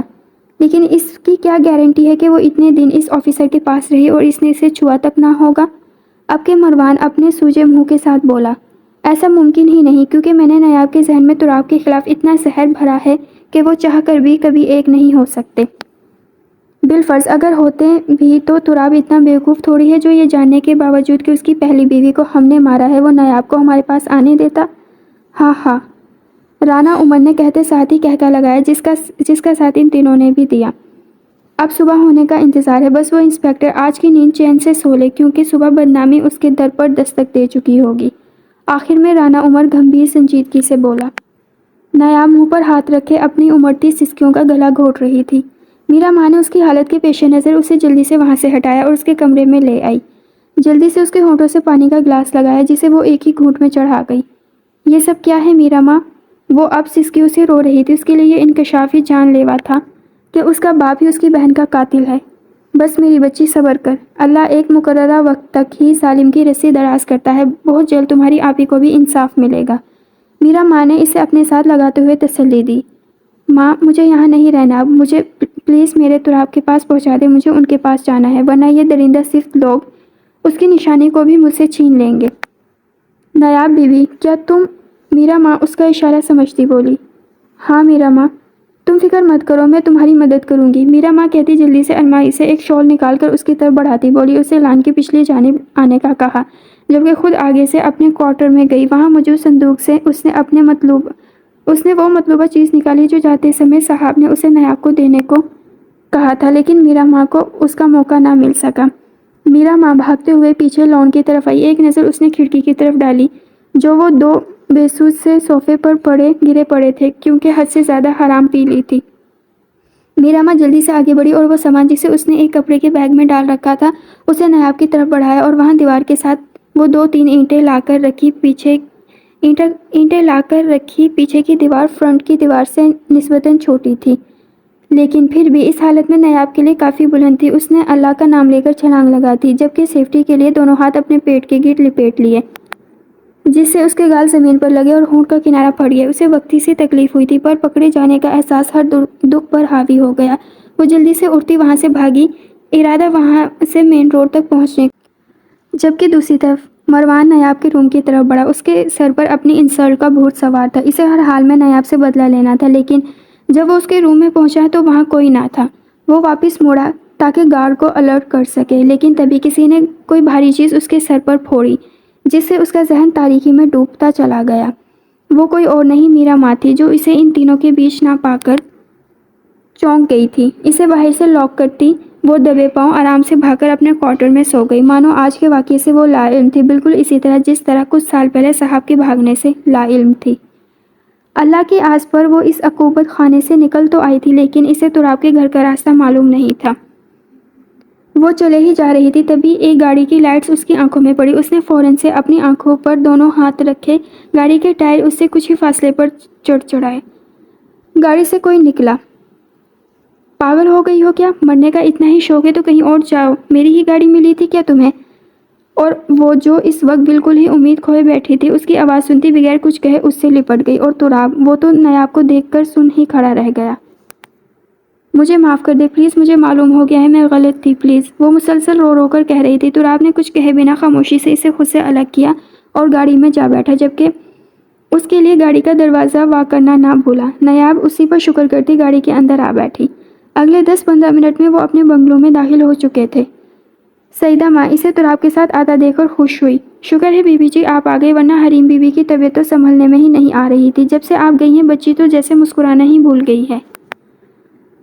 ابھی بھی ڈاکٹر دیکھ کر گئی ہے، ڈاکٹر کے کہنے پر ہی صاحب آپ کو لینے گئے تھے۔ سیدہ ماں ساتھ ساتھ چلتے ہوئے اسے مسلسل حریم کے بارے میں بتا رہی تھی، جبکہ تراب اسے حریم لوگوں کے کمرے کی جانب بڑھتا دیکھ کر اپنے کمرے میں چلا گیا فریش ہونے، کیونکہ اب وہ کچھ مطمئن سا تھا شاید نایاب کے آ جانے سے۔ جب وہ فریش ہو کر بچیوں کے کمرے میں گیا تو سامنے کا منظر حسب توقع تھا۔ وہ بچیوں کے ساتھ لپٹ کر بچوں کی طرح رو، اگر رونے کا سیشن پورا ہو گیا ہو تو حریم کو کچھ کھلا دو محترمہ، مجھ سے تو بیر باندھے بیٹھی ہے کہ ماما جانی کے ہاتھ سے کھانا کھانا ہے، جبکہ اس کی ماما جانی ان کو بلائے اپنی نئی زندگی کی شروعات کرنے چلی تھی۔ اردو میں کہتے کہتے آخری بات وہ انگلش میں کہتا اس کا سر ندامت میں جھکانے پر مجبور ہو گیا۔ تبھی سیدہ ماں بھی کھانا لے آئی اور وہیں موجود گلاس کی ٹیبل پر کھانا چن دیا۔ نایاب حریم کو گود میں بٹھاتے کھانا کھلانے لگی، جبکہ تراب مریم کو سیدہ ماں اس کی فیملی کو یوں مکمل دیکھ کر بہت خوش ہوئی اور دعائیں دیتی وہاں سے چل دی۔ ماما یہ آپ کے لپس پر کیا ہوا ہے؟ حریم اس کا چہرہ دونوں ہاتھوں کے پیالے میں لے کر بولی۔ کچھ نہیں بچے، میں گر گئی تھی تو چوٹ لگ گئی۔ نایاب نے اپنے گالوں پر رکھے اس کے دونوں ہاتھ اپنے ہاتھوں میں لیتے چومتے ہوئے کہا، جبکہ تراب نے بھی اس کی چوٹ کو ذرا بھر نظر اٹھا کر دیکھا۔ کھانا کھانے کے بعد تراب تو انہیں شب بخیر کہتا اپنے روم کی جانب بڑھ گیا، جبکہ نیاب سے ان دونوں نے کہانی سننے کی فرمائش کی۔ مریم تو سنتے سنتے سو گئی۔ حریم نے اپنی سٹوری مکمل سنی۔ اب اس کے سوالوں کا سیشن سٹارٹ تھا۔ ماما جانے، جس طرح لٹل فیری کو اس کی ماما مل گئی تھی اور سب ہیپی ہیپی رہنے لگے، آپ بھی ہمارے ساتھ ہی رہیں گی نا ہمیشہ؟ پھر ہم بھی ہیپی ہیپی رہیں گے، اس نے کہانی کا حوالہ دیتے کہا۔ بالکل، کیوں نہیں میری جان، ماما آپ کو چھوڑ کر اب کہیں نہیں جائیں گی۔ نیاب اس کی پیشانی چومتی بولی۔ سچ ماما؟ وہ ایک دم خوش ہوئی۔ نیاب بھی اس کے انداز میں بولی۔ پھر تھوڑی دیر بعد حریم بھی گہری نیند میں چلی گئی،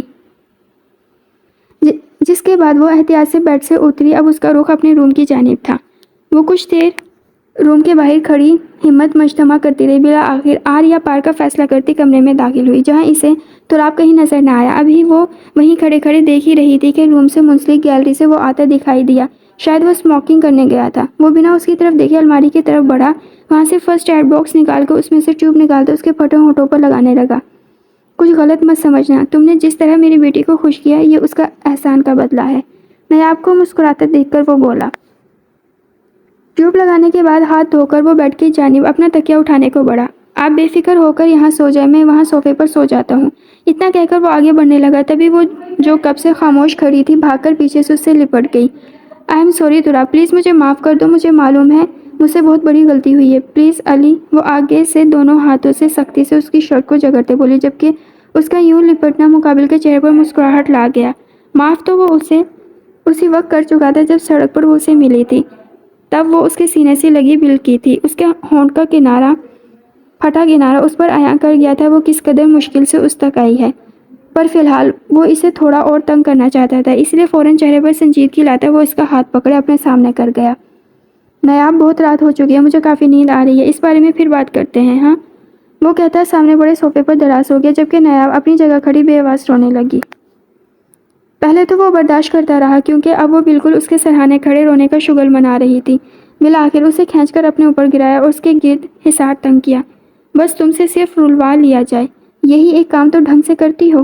وہ الگ بات ہے کہ روتے وقت تمہاری ناک بھی بہتی ہے۔ تراب کے کہنے پر نیاب نے جلدی سے ناک پر ہاتھ لگایا۔ جھوٹے؟ اب اس کے سینے پر ہلکی سی چپت رسید کرتے بولی۔ سب کہنا، وہ نہ کہنا جو کہنا چاہیے۔ تراب مصنوعی غصے سے بولا۔ کیا؟ وہ حیرت سے آنکھیں پھیلاتی بولی۔ آئی لو یو۔ تراب نے کان میں سرگوشی کی، جبکہ وہ آئی لو یو ٹو کہتی چھنپ کر اس کے سینے میں منہ چھپا گئی۔ صبح دروازے پر ہوتی دستک پر تراب کی آنکھ کھلی۔ اس نے خود کو صوفے پر سویا پایا، جبکہ نیاب بھی اس کے اوپر ہی سو رہی تھی۔ نیاب، اس نے ہلکے سے اس کا شانہ ہلایا، لیکن وہ کسمسا کر دوبارہ آنکھیں موند گئی، جیسے اٹھنے کا ارادہ نہ ہو۔ نیاب اٹھو، دیکھو حریم اور مریم کھڑی ہمیں دیکھ رہی ہیں۔ تراب نے اس سے کان میں سرگوشی کی، جو کام کر گئی۔ نیاب ہڑبڑا کر اٹھی، لیکن اسے کمرے کے چاروں اور کوئی دکھائی نہ دیا، سو وہ تراب کو آنکھیں دکھا کر رہ گئی۔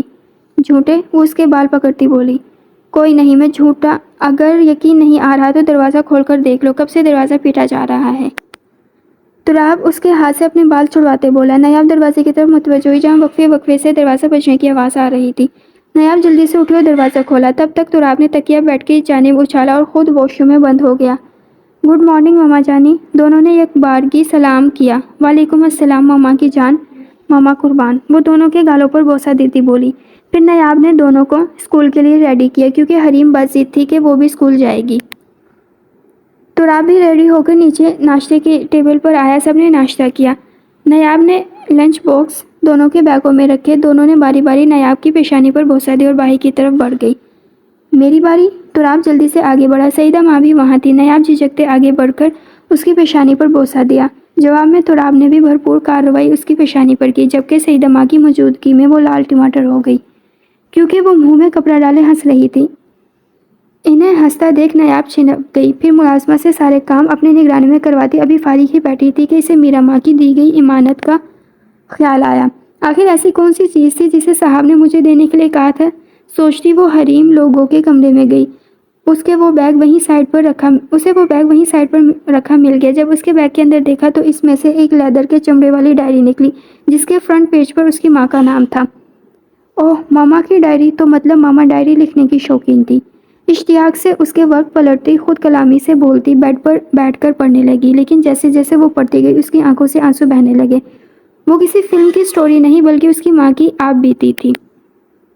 کہ کیسے اس کے باپ نے اس کی ماں سے زبردستی شادی کی۔ اگر وہ شادی کے لیے حامی نہ بڑھتی تو رانا عمر نے دھمکی دی تھی کہ وہ اس کے سارے گھر والوں کو زندہ جلا دے گا۔ وہ کس قدر ظالم تھا۔ اس کا رافیہ کو چند گھنٹوں میں ہی علم ہو چکا تھا۔ اس کی دھمکی اتنی کارگر ثابت ہوئی کہ اپنوں میں جانے کے بعد بھی اس نے زبان نہ کھولی، بس چپ چاپ خاندان والوں کی باتیں سنتی رہی۔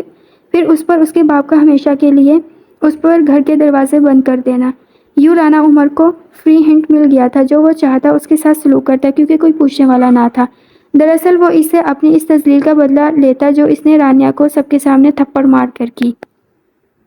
دن مہینوں اور پھر سالوں میں تبدیل ہو گئے۔ شادی کے 5ویں سال اسے ماں بننے کی خوشخبری ملی، جس پر رانا عمر بھی اب اسے تنگ نہ کرتا، لیکن جب اس نے اولاد بیٹی کی صورت میں پیدا کی تو وہ بھی ایک نہیں دو تو اب صحیح معنوں میں وہ اس کے لیے جلاد ثابت ہوا۔ یہ تو ابھی رافیہ کے سسر اور ساس تھے، خدا ترس تھے جو بیٹے کو بہو کے ساتھ ایسا رویہ رکھنے پر کوستے رہتے۔ جواب میں رانا عمر بھی ان سے دبتا تھا، وجہ وہ جائیداد سے آگ کرتے تھے۔ جو بھی ہو، وہ رافیہ کے لیے کسی نعمت سے کم نہ تھے۔ رافیہ نے ان کی خوب خدمت کی اور اپنے والدین کی جگہ ان کو سمجھتی تھی۔ یہی وجہ تھی کہ مرتے وقت رانا عمر کے والد اپنی تمام جائیداد دونوں بچیوں کے نام کر گئے، جس سے رانا عمر کا اور پاڑا چڑھ گیا۔ ماں باپ کے مرنے کے بعد وہ اور شہر ہو گیا اور اپنی من مانی کرنے لگا، غلط لوگوں کی صحبت میں اٹھنے بیٹھنے لگا۔ انہی دنوں اس کی ملاقات ایک شیخ سے ہوئی جو پاکستان سے لڑکیاں سپلائی کرتا تھا، دبئی۔ دونوں میں اتنی پکی دوستی ہو گئی کہ دونوں اس کام میں پارٹنر بن گئے، پر شیخ کی نیت رافیہ پر خراب ہو گئی۔ رانا عمر اسے فورس کرنے لگا کہ وہ اس کی دوست کو خوش کرے، تب پہلی بار رافیہ نے اس پر ہاتھ اٹھایا۔ رانا عمر گھر سے نکل گیا اور رافیہ بھی دونوں بچیوں کے ساتھ قریبی پارک میں چلی گئی۔ وہاں اس کی ملاقات زاہد علی سے ہوئی جو اس کا بچپن کا ساتھی تھا۔ دوست کے آگے اپنا غم ہلکا کر کے جب وہ گھر آئی تو رانا عمر نے اسے اس بنا پر بیلٹ سے مارا کہ میرے سامنے پارسا بنتی ہو اور مجھ سے چھپ کر اپنے آشنا سے ملنے گئی تھی، جس کی اطلاع اسے فون پر ہی ڈرائیور دے چکا تھا۔ رانا عمر نے رافیہ کو تب تک مارا جب تک وہ مر نہ گئی۔ اصل غصہ تو اسے رافیہ کے منع کرنے پر تھا، جس کی وجہ سے شیخ نے اس سے اپنی پارٹنرشپ ختم کرنے کو کہا تھا۔ رافیہ کی سانس تھم گئی تھی تو رانا عمر پریشان ہو گیا۔ پھر صبح ہی صبح اس کے کفن دفن کا انتظام کیا۔ رانا عمر سمجھ رہا تھا کہ اسے کسی نے نہیں دیکھا، جبکہ وہ غلط تھا۔ صاحب اسے ماں کو مارتا دیکھ چکی تھی، جس سے رانا عمر لا علم تھا۔ ماں کے جانے کے بعد صاحب چپ سی اور ڈری ڈری سی رہنے لگی، جبکہ اس کے برخلاف نایاب شروع سے نڈر تھی، شاید اسی لیے کہ اس نے ماں کو اپنی آنکھوں سے مرتا نہ دیکھا تھا۔ نایاب اور صاحب جوں بڑی ہوتی گئی، نایاب باپ کے قریب اور صاحب اس سے دور ہوتی گئی۔ میٹرک کے بعد نایاب کی ضد پر رانا عمر اسے باہر کے ملک بھیج دیا۔ صاحب اب تو بالکل اکیلی رہ گئی۔ صاحب جوں بڑی ہو رہی تھی، رانا عمر کے لیے سونے کی تجری کی چابی بن گئی۔ سب سے پہلے تو 18 سال مکمل ہونے کے بعد رانا عمر نے جائیداد کے پیپرز پر دستخط کروائے، پھر اس کا رشتہ اسی شیخ سے طے کر دیا جس نے اس شرط پر پارٹنرشپ نہ توڑی تھی کہ بڑی ہونے کے بعد صاحب کی شادی شیخ سے ہی ہوگی۔ صاحب نے احتجاج کیا، جس پر اسے بھی رانا عمر نے بیلٹ سے مارا۔ آخرکار وہ راضی ہو گئی، لیکن مہندی والے دن ہی وہ وہاں سے بھاگ گئی تھی۔ نایاب نے ڈائری بند کی۔ اس کی ماما کو بھی اس کے پاپا نے ہی مارا تھا۔ وہ جیسے جیسے سوچ رہی تھی سب آئینے کی طرح صاف تھا۔ ڈائری کی وجہ سے وہ سارا دن افسردہ رہی۔ شام میں جب تراب لوٹا تو وہ تراب کے سر ہو گئی، بقول اسے جاننا تھا کہ صاحب اس تک کیسے پہنچی، کیونکہ ڈائری میں آگے چند صفحے صاحب نے اپنی آپ بیتی کے لکھے تھے، وہ بھی یہاں تک کہ شام کو اس کا بھاگ جانے کا ارادہ تھا۔ نایاب کی بات سن کر تراب نے اسے شروع سے آخر تک سب بتا دیا۔ ہم بہت خوش تھے اپنی زندگی میں۔ پھر ایک دن جب میں پولیس اسٹیشن سے لوٹا تو صاحب کو سیڑھیوں کے نیچے خون میں لت پت پایا۔ میں اس تک پہنچا اس سے پہلے کہ اسے اٹھاتا کسی نے کوئی وزنی شے سے میرے سر کے پچھلے حصے پر وار کیا۔ میں وہیں بے ہوش ہو گیا۔ جب ہوش آیا تو ڈاکٹر نے بتایا صاحب کے ہاتھ 2 جڑواں بچوں کی پیدائش ہوئی ہے، جبکہ خون زیادہ بہنے کی وجہ سے وہ جاں باز نہ ہو سکی اور مجھے چھوڑ کر چلی گئی۔ بعد میں انویسٹیگیشن سے پتہ چلا صاحب کو مارنے والا کوئی اور نہیں، صاحب کا ہی باپ تھا۔ تراب اپنی اس وقت کی بے بسی کو یاد کرتا رو پڑا جب وہ صاحب کو بچانے کے لیے کچھ نہ کر سکا۔ نایاب نے آگے بڑھ کر اسے اپنے آپ میں سمیٹا۔ آپ نے پھر ان کو سزا کیوں نہیں دلوائی؟ نایاب دل گرفتہ سی بولی۔ وجہ میری بچیاں تھیں۔ اگر مجھے کچھ ہو جاتا تو میرے بعد ان کا کون سہارا بنتا؟ تراب نے حقیقت بتائی۔ پر میں بالکل ہی ہاتھ پر ہاتھ دھرے نہ بیٹھا۔ میں نے سامنے سے نہ سہی لیکن بیچ بیچ میں اسے ہارٹ اٹیک دیے ہیں، اب کہ وہ رازدارانہ انداز میں بولا۔ مطلب کیسے؟ نایاب نے ناسمجھی سے دیکھا۔ وقت آنے پر سب معلوم ہوگا تراب، انہوں نے میری ماما کو بھی مارا ہے، جس کا ثبوت اس ڈائری میں ہے، نایاب نے کہتے ہوئے ڈائری اس کے آگے کی۔ نایاب تمہیں معلوم ہے ہمارے بیچ ایک اور رشتہ بھی ہے، وہ ڈائری کو اس سے لیتے بولا۔ مثلاً کون سا؟ اس نے سوالیہ نظروں سے دیکھتے ہوئے کہا۔ تمہاری امی میری خالہ تھی۔ تراب کے کہنے پر حیرت کے سبب اس کا منہ کھل گیا۔ واقعی؟ مطلب آپ میری عفت خالہ کے بیٹے ہو؟ نایاب نے اس کا چہرہ چھوتے ہوئے کہا جیسے یقین کرنا چاہ رہی ہو۔ وہ اس کا ہاتھ پکڑتے اسے چومتے ہوئے بولا۔ تراب وہ اس کے سینے میں منہ چھپا کر اپنا سارا غم آنسو کی صورت میں بہانے لگی۔ ساری غلط فہمیاں دور ہو گئی تھی، ساری الجھی دوڑیاں سلجھ گئی تھی۔ کیا واقعی ایسا تھا یا کچھ اور ابھی جو اس سے بھی زیادہ بھیانک تھا؟ صبح سے نایاب کی طبیعت تھوڑی بوجھل تھی۔ اتوار ہونے کی وجہ سے تراب اور بچیاں زاہد علی سے ملنے پنڈی گئی تھی کیونکہ ان کی طبیعت تھوڑی ناساز تھی۔ تراب نے اسے بھی ساتھ چلنے کو کہا تھا پر اس نے سہولت سے انکار کر دیا کہ پھر کبھی صحیح۔ صبح سے دوپہر، دوپہر سے شام ہو گئی تھی، تراب لوگ ابھی نہ آئے تھے۔ وہ روم میں ہی لیٹی تھی کہ اچانک لائٹ چلی گئی۔ اسے اندھیرے سے بہت ڈر لگتا تھا۔ وہ فوراً اٹھ کر باہر آئی تاکہ کسی سے جنریٹر کا کہے، لیکن یہ کیا، سامنے ہی مروان کھڑا تھا جس نے اسے سیڑھیوں کی سمت دھکا دیا۔ اسے لگا کہ اس کے ساتھ ایسا پہلے بھی ہو چکا ہے۔ وہ ایک دم اٹھ بیٹھی۔ دیکھا تو تراب ساتھ ہی سو رہا تھا۔ اس کا مطلب یہ میرا خواب تھا؟ اس کا دل کیا کہ وہ تراب کو جگائے، لیکن کچھ سوچ کر رک گئی۔ پانی پی کر دوبارہ اپنی جگہ لیٹ کر سونے کی کوشش کرنے لگی۔ صبح تک اس کی طبیعت میں پرسمردگی سی تھی۔ تراب نے اس کے نانا کرنے کے باوجود اس کو ڈاکٹر کے پاس لے گیا۔ وہاں اس نے ڈاکٹر کو اپنے خواب کے بارے میں بتایا۔ اٹس اوکے مسز تراب، اس حالت میں ایسے خواب نارمل ہیں۔ ڈاکٹر نے اسے ریلیکس کیا۔ لیکن ڈاکٹر، یہ خواب جیسا نہیں ہے۔ مجھے ایسا لگتا ہے کہ یہ سب میرے ساتھ ریئل میں ہو چکا ہے۔ وہ جیسے مطمئن نہ ہوئی۔ کیا اس سے پہلے بھی آپ کو ایسے خواب آتے ہیں؟ ڈاکٹر نے پوچھا۔ میں نے کئی بار خواب میں خود کو سیڑھیوں سے گرتے دیکھا ہے، کسی کو خود کو دھکا دیتے بھی دیکھا ہے۔ میں گر رہی ہوں اور کسی کو پکار رہی ہوتی ہوں، جبکہ بہت سے لوگ وہاں کھڑے ہنس رہے ہوتے ہیں۔ آپ نے اس سے پہلے کسی سے اپنے خواب کا ڈسکس کیا؟ بابا سے۔ پھر وہ مجھے ڈاکٹر کے پاس لے گئے۔ انہوں نے میڈیسن لکھ کر دی جس کی وجہ سے مجھے یہ خواب نہیں آتے۔ اور اب کتنا عرصہ ہوا ہے تمہیں وہ میڈیسن یوز نہ کرتے ہوئے؟ ڈاکٹر نے پوچھا۔ جب سے ہماری شادی ہوئی ہے۔ نایاب نے تراب کا ہاتھ سختی سے پکڑ رکھا تھا جس پر وہ اس کے ہاتھ پر ہاتھ رکھ کر اسے تسلی دے رہا تھا۔ کتنا عرصہ ہوا ہے آپ کی شادی کو؟ تقریباً 7 ماہ، نایاب نے اندازاً کہا۔ آپ یہ پرچی جا کر کاؤنٹر پر جمع کروائے۔ ڈاکٹر نے ایک پرچی نایاب کی جانب بڑھائی۔ نایاب کے جانے کے بعد وہ تراب کی جانب متوجہ ہوئی۔ سر، جیسا کہ آپ کو ڈاؤٹ ہے کہ یہ مس نایاب نہیں بلکہ مس صاحب ہے، کیونکہ آپ نے ان کی گردن کے پیچھے ویسا ہی برتھ مارک دیکھا ہے جیسے صاحب کی گردن پر تھا، لیکن آپ کنفیوز اس وجہ سے ہے کہ یہ چہرہ آپ کی بیوی کا نہیں بلکہ ان کی سسٹر ان لا کا ہے۔ آپ کی سسٹر ان لا کا ہے۔ ہو سکتا ہے مس صاحب کے ساتھ کچھ ایسا واقعہ پیش آئے جن پر انہیں مس نایاب کا چہرہ دیا گیا ہو، اور یہ سب جنہیں وہ خواب سمجھ رہی ہیں وہ اس کا خیال ہو، اور ہو سکتا ہے جو میڈیسن وہ یوز کر رہی ہیں اس خیال کو بھلانے کے لیے یوز کی گئی ہوں۔ اب جبکہ کافی عرصے سے اس نے وہ میڈیسن یوز کرنا چھوڑ دی ہے تبھی اسے یہ سب خیال پریشان کر رہے ہوں۔ تصویر کا دوسرا رخ یہ بھی تو ہو سکتا ہے کہ یہ واقعی تمہاری سسٹر ان لا ہو، بقول تم نے صرف نایاب کا نام ہی سنا ہے، اس سے کمی ملے نہیں۔ کیا پتہ اس کی گردن کے پیچھے بھی ویسا ہی برتھ مارک ہو، اور یہ بھی تو ہو سکتا ہے کہ نایاب کے ساتھ ہی ایسا واقعہ ہوا ہو جو اسے خوابوں میں محسوس ہوتا ہو، اس کا فادر واقعی اس کا سچ میں علاج کرا رہے ہوں۔ لیڈی ڈاکٹر نے دونوں پہلو تراب کے سامنے رکھے۔ پر ڈاکٹر، اس طرح کی سچویشن تو اس کے لیے ٹھیک نہیں، اور وہ بھی اس حالت میں۔ اس کا کوئی تو حل ہوگا، تراب پریشانی سے بولا۔ ایک حل ہے، اگر ہم اس چیز کی جڑ تک پہنچ جائیں، مطلب ہمیں معلوم ہو جائے گا کہ یہ سب کس وجہ سے ہو رہا ہے، ڈاکٹر نے کہا۔ لیکن یہ سب کیسے معلوم ہوگا؟ تراب نے بہت امید سے ڈاکٹر سے پوچھا۔ اگر وہ میڈیسن جو نایاب استعمال کرتی ہے وہ ہمیں مل جائے تو۔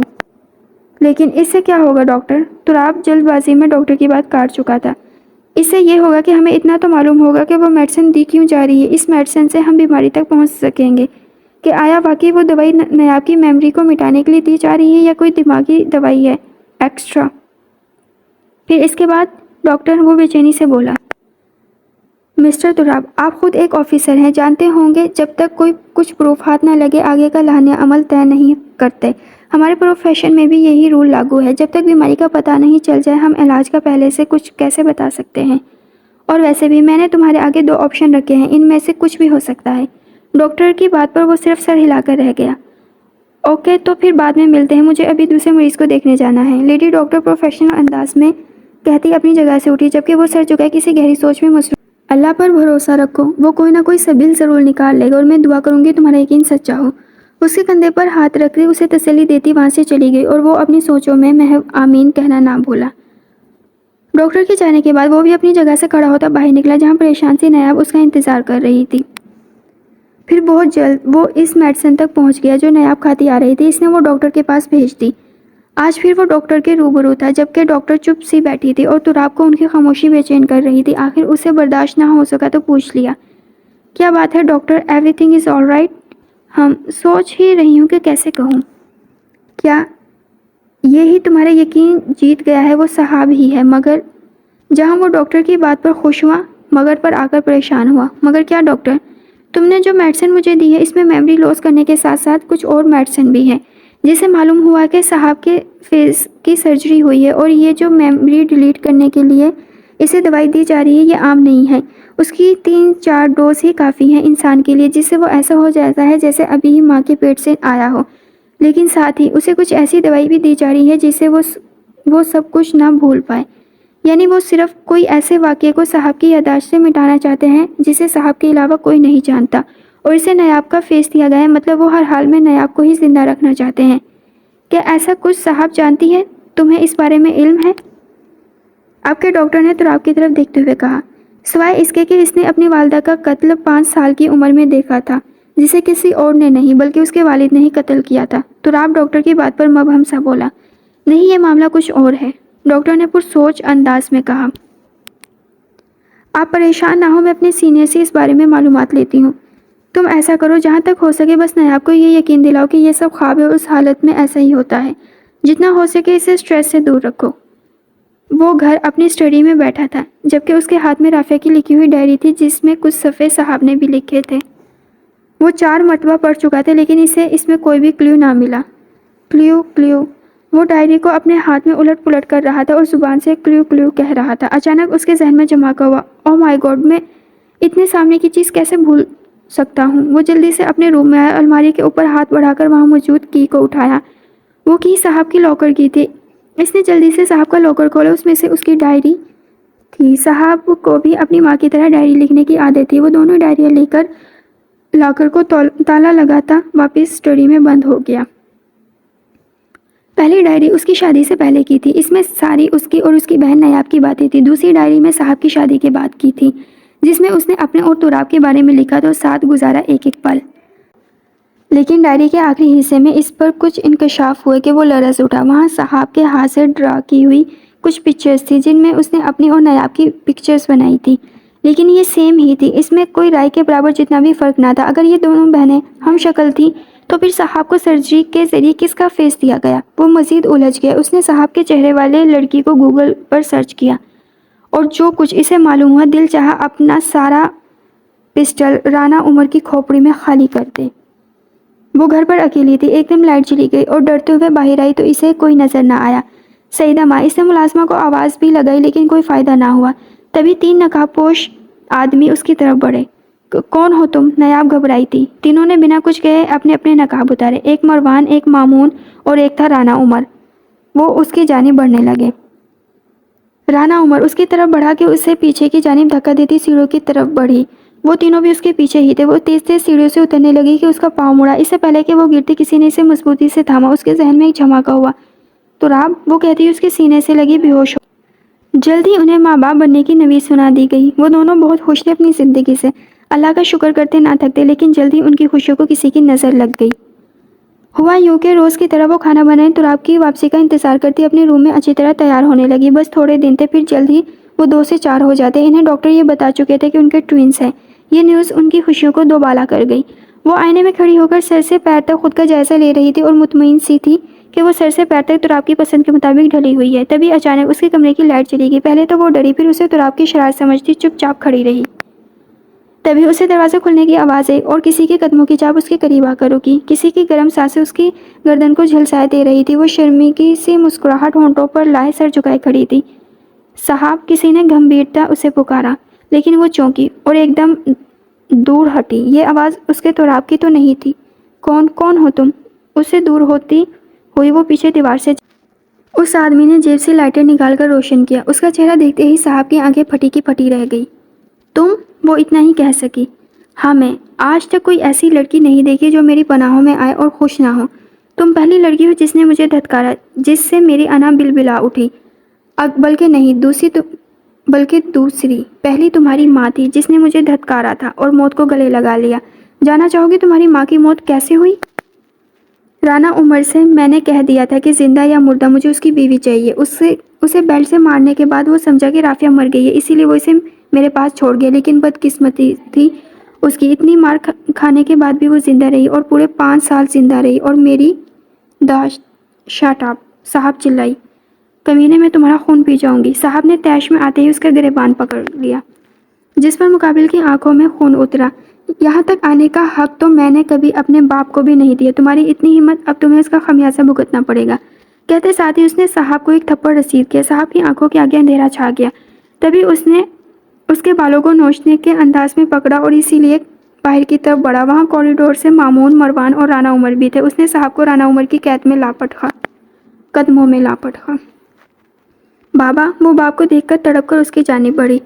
باپ بھی اس کی حالت دیکھ کر تڑپ گیا۔ نوفل، غصہ اپنی جگہ، لیکن تمہیں میری بیٹی سے اس طرح بیہیو کرنے کی اجازت نہیں۔ وہ صاحب کو دونوں شانوں سے پکڑ کر اسے اپنے سینے سے لگاتے بولا۔ باپ کے سینے سے لگے وہ پھوٹ پھوٹ کر رونے لگی۔ اس کی اگلی بات پر وہ حیرت کے جھٹکے سے اس سے دور ہوئی۔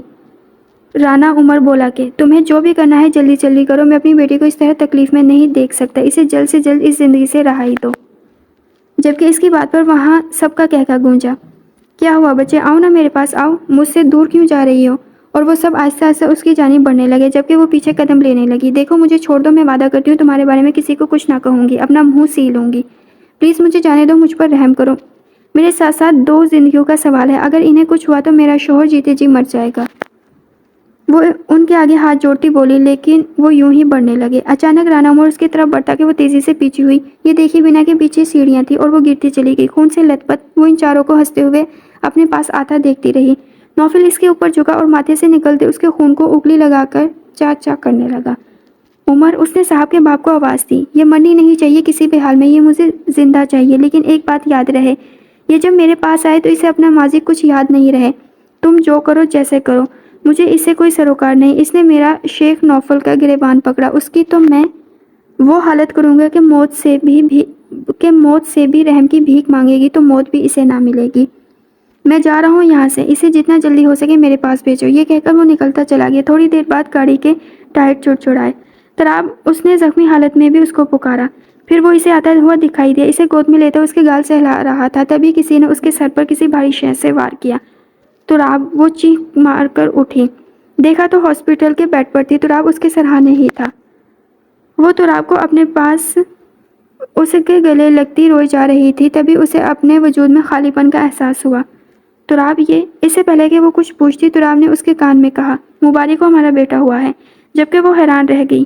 سچ میں؟ وہ اس کی حیرانگی بھانپتا بولا۔ کہاں ہے وہ؟ صاحب نے پوچھا۔ وہ باہر ہے۔ حریم اور مریم کہاں ہیں؟ وہ تو ٹھیک تو ہے نا؟ تراب، آپ کو معلوم ہے مجھے سب یاد آ گیا ہے، میں صاحب ہوں، حریم اور مریم میری ہی بیٹیاں ہیں اور میرے جسم کا حصہ ہے۔ میں اتنے دن اپنی بیٹیوں سے غافل رہی، مجھے کچھ یاد نہیں آتا تھا۔ وہ بے رب سی بولے جا رہی تھی، جبکہ تراب بنا کچھ کہے بس اسے سنے جا رہا ہے۔ تھوڑی دیر بعد ہی نیند کی دوائی کی وجہ سے وہ غنودگی میں چلی گئی۔ ڈاکٹر، کیا صاحب کی یادداشت واپس لانے کا کوئی طریقہ نہیں؟ ایک طریقہ ہے، اگر وہی سب اس کے سامنے دہرایا جائے تو ممکن ہے کہ اس کی میموری واپس آ جائے، پر اس میں رسک ہے، 90% چانس ہے، جبکہ 10% یہ ہے کہ اس کی میموری بالکل جا سکتی ہے۔ مطلب آج میں وہ تمہارے ساتھ جی رہی ہے، اسے وہ بھی یاد نہ رہے۔ اور اب تم پر ہے کہ تم کیا کرنا چاہو گے تراب۔ میں 90% کے ساتھ جانا چاہوں گا۔ پھر اس نے اپنے 2 کولیگز کے ساتھ مل کر ان تینوں کے ماسک پہن کر وہ سب کیا، جس سے صاحب کی یادداشت واپس آئی۔ پر اب سوال یہ تھا کہ اگر نیاب ہی صاحب ہے تو نیاب کہاں گئی؟ کچھ تو گڑبڑ ہے۔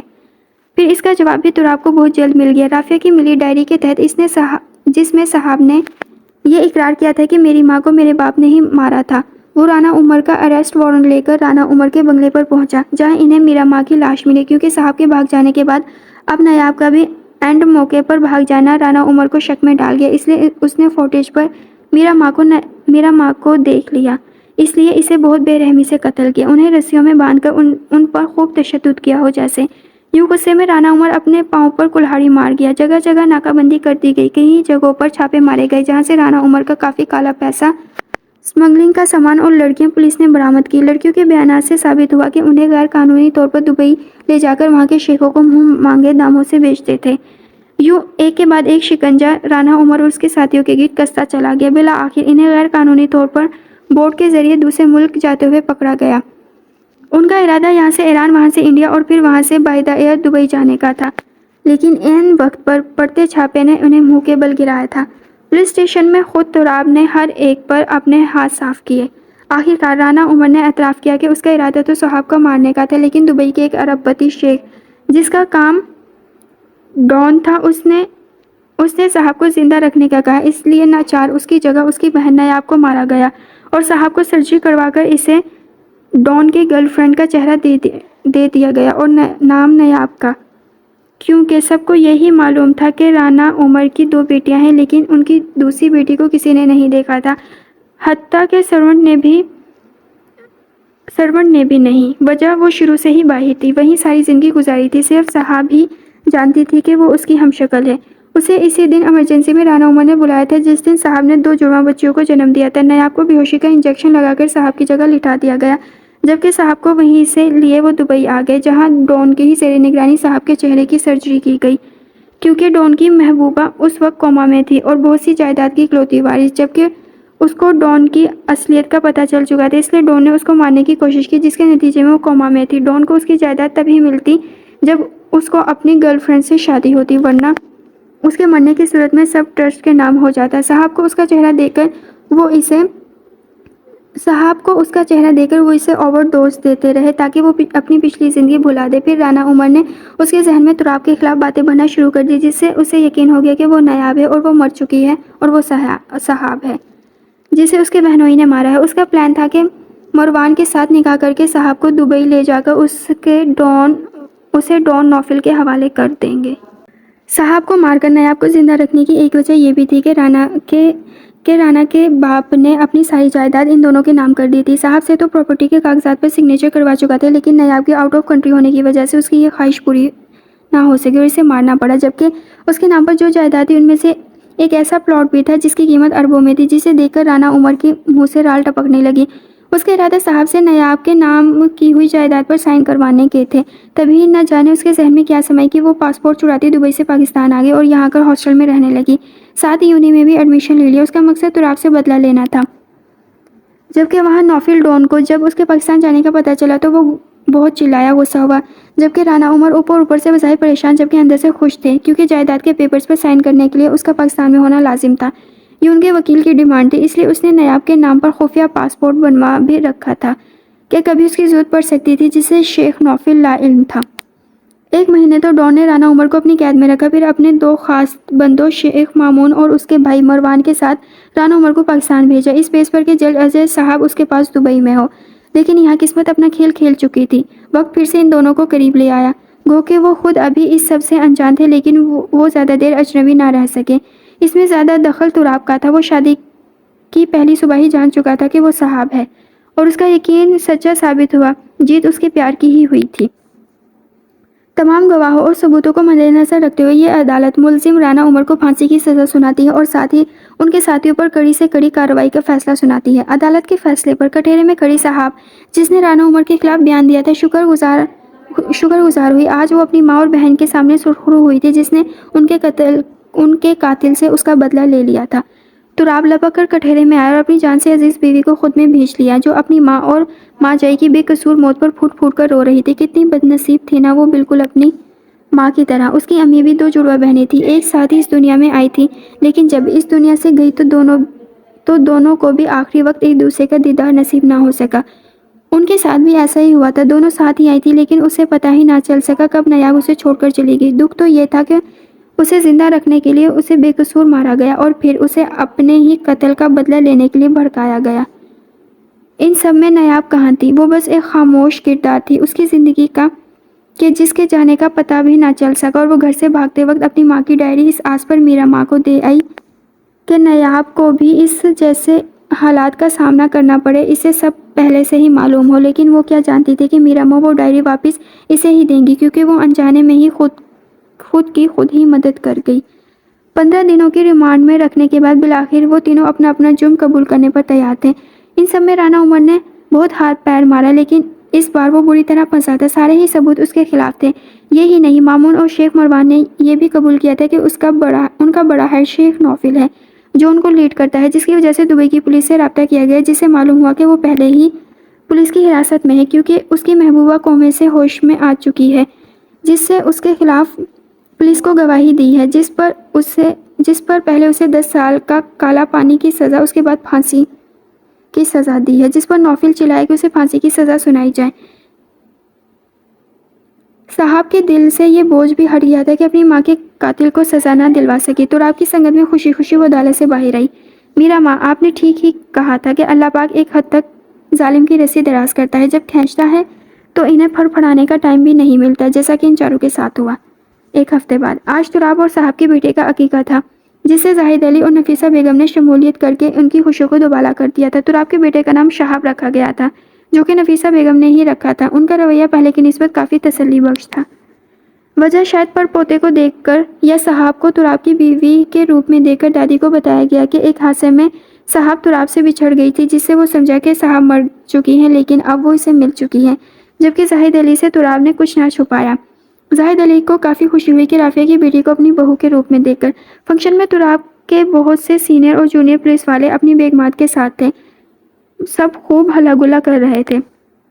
خوشگوار ماحول میں خوشگوار شام کا اختتام ہوا۔ تراب حریم اور مریم کو ان کے روم میں سلا آیا تھا۔ صاحب شہاب کو لیے اپنے روم کی جانب بڑھی، اس کو بیڈ پر لٹا دی، خود ڈریسنگ روم کے آگے کھڑی اپنی تبھی اپنے پیچھے تراب کے ابھرتے عکس کو دیکھا، جو اسے ہی پرشوق نگاہوں سے دیکھ رہا تھا۔ کیا ہے؟ صاحب نے اسے یوں خود کو تپتا پا کر پوچھا۔ کچھ نہیں کہتے ساتھ ہی اس نے اپنی پاکٹ سے ایک چین نکالی، اسے صاحب کے گلے کی زینت بنا دیا۔ صاحب اس چین کو اشتیاق سے چھو کر دیکھ رہی تھی، جس میں الفابیٹس ایس اور ٹی ڈائمنڈ کے نگوں سے گندے ہوئے تھے۔ بہت پیاری ہے، صاحب بچوں کی طرح خوش ہوئی، جبکہ تراب اس کے یوں خوش ہونے پر مسکرایا، اس کا رخ اپنی جانب کیا۔ میری جان سے زیادہ تو نہیں، کہتے ساتھ ہی اس کی سبھی پیشانی پر بوسہ دیا، جبکہ اس کی عقیدت بھرے لفظ اور وہ سکون سے آنکھیں موندی کھڑی تھی۔ تراب اسے باہوں میں اٹھائے بیڈ تک لایا، خود لیٹ کر اسے اپنے سینے پر لٹا کر اس کے گھنے بالوں میں انگلیاں پھیرنے لگا، جبکہ صاحب کو سرور سا مل رہا تھا، اس کی آنکھیں خود بخود نیند سے بند ہو رہی تھی۔ ہے سونا مت، تراب نے اس کا کندھا جھڑکا، جس سے صاحب کی آنکھ کھل گئی۔ تراب، آپ سے ایک بات پوچھوں؟ وہ تھوڑی کے نیچے ہاتھ کی پشت ٹکائے اس کے سینے پر ہاتھ رکھے اسے دیکھتے ہوئے بولی۔ پوچھو، جبکہ وہ ہنوز اس کے بالوں میں ہی ہاتھ پھیر رہا تھا۔ آپ مجھ تک نیاب تک کیسے پہنچے، جبکہ آپ نے تو نیاب کو دیکھا ہوا بھی نہیں تھا؟ یہ سوال تو کب سے صاحب کے ذہن میں کلبلا رہا تھا۔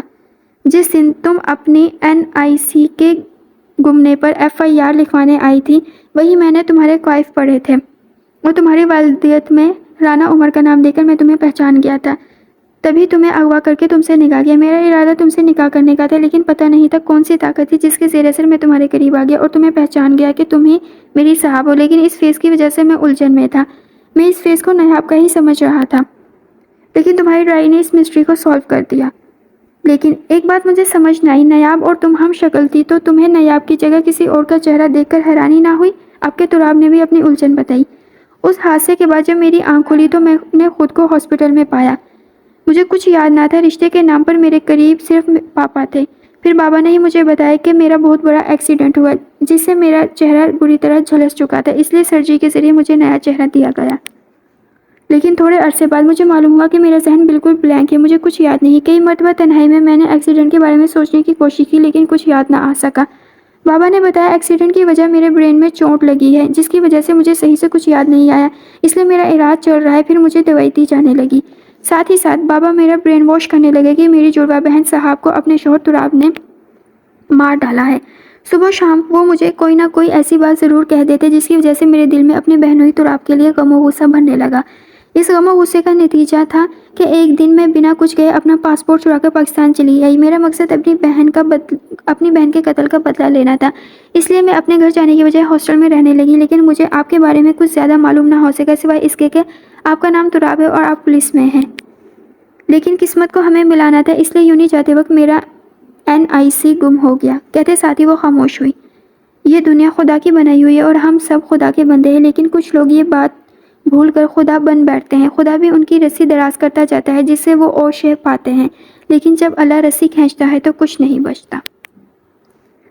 اب یہی دیکھ لو، ہم دونوں کو الگ کرنے کے کتنے جتن کیے گئے، یہاں تک کہ تمہیں میرے خلاف کیا گیا، تم اپنے ہی قتل کا مجھ سے بدلہ لینا چاہتی تھی، پر ہوا کیا؟ وہی نا جو خدا کو منظور تھا۔ تمہاری یادداشت نہ ہوتے ہوئے بھی تم پاکستان آئی، بدلے کی آگ میں ہی صحیح۔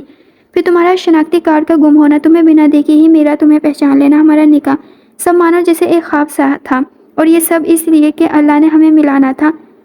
راہ خود بخود ہی بنتی گئی۔ پھر کیسے ہم جانی دشمن ایک دوسرے کے راہ دل کے مکین بن گئے، پتہ ہی نہ چلا۔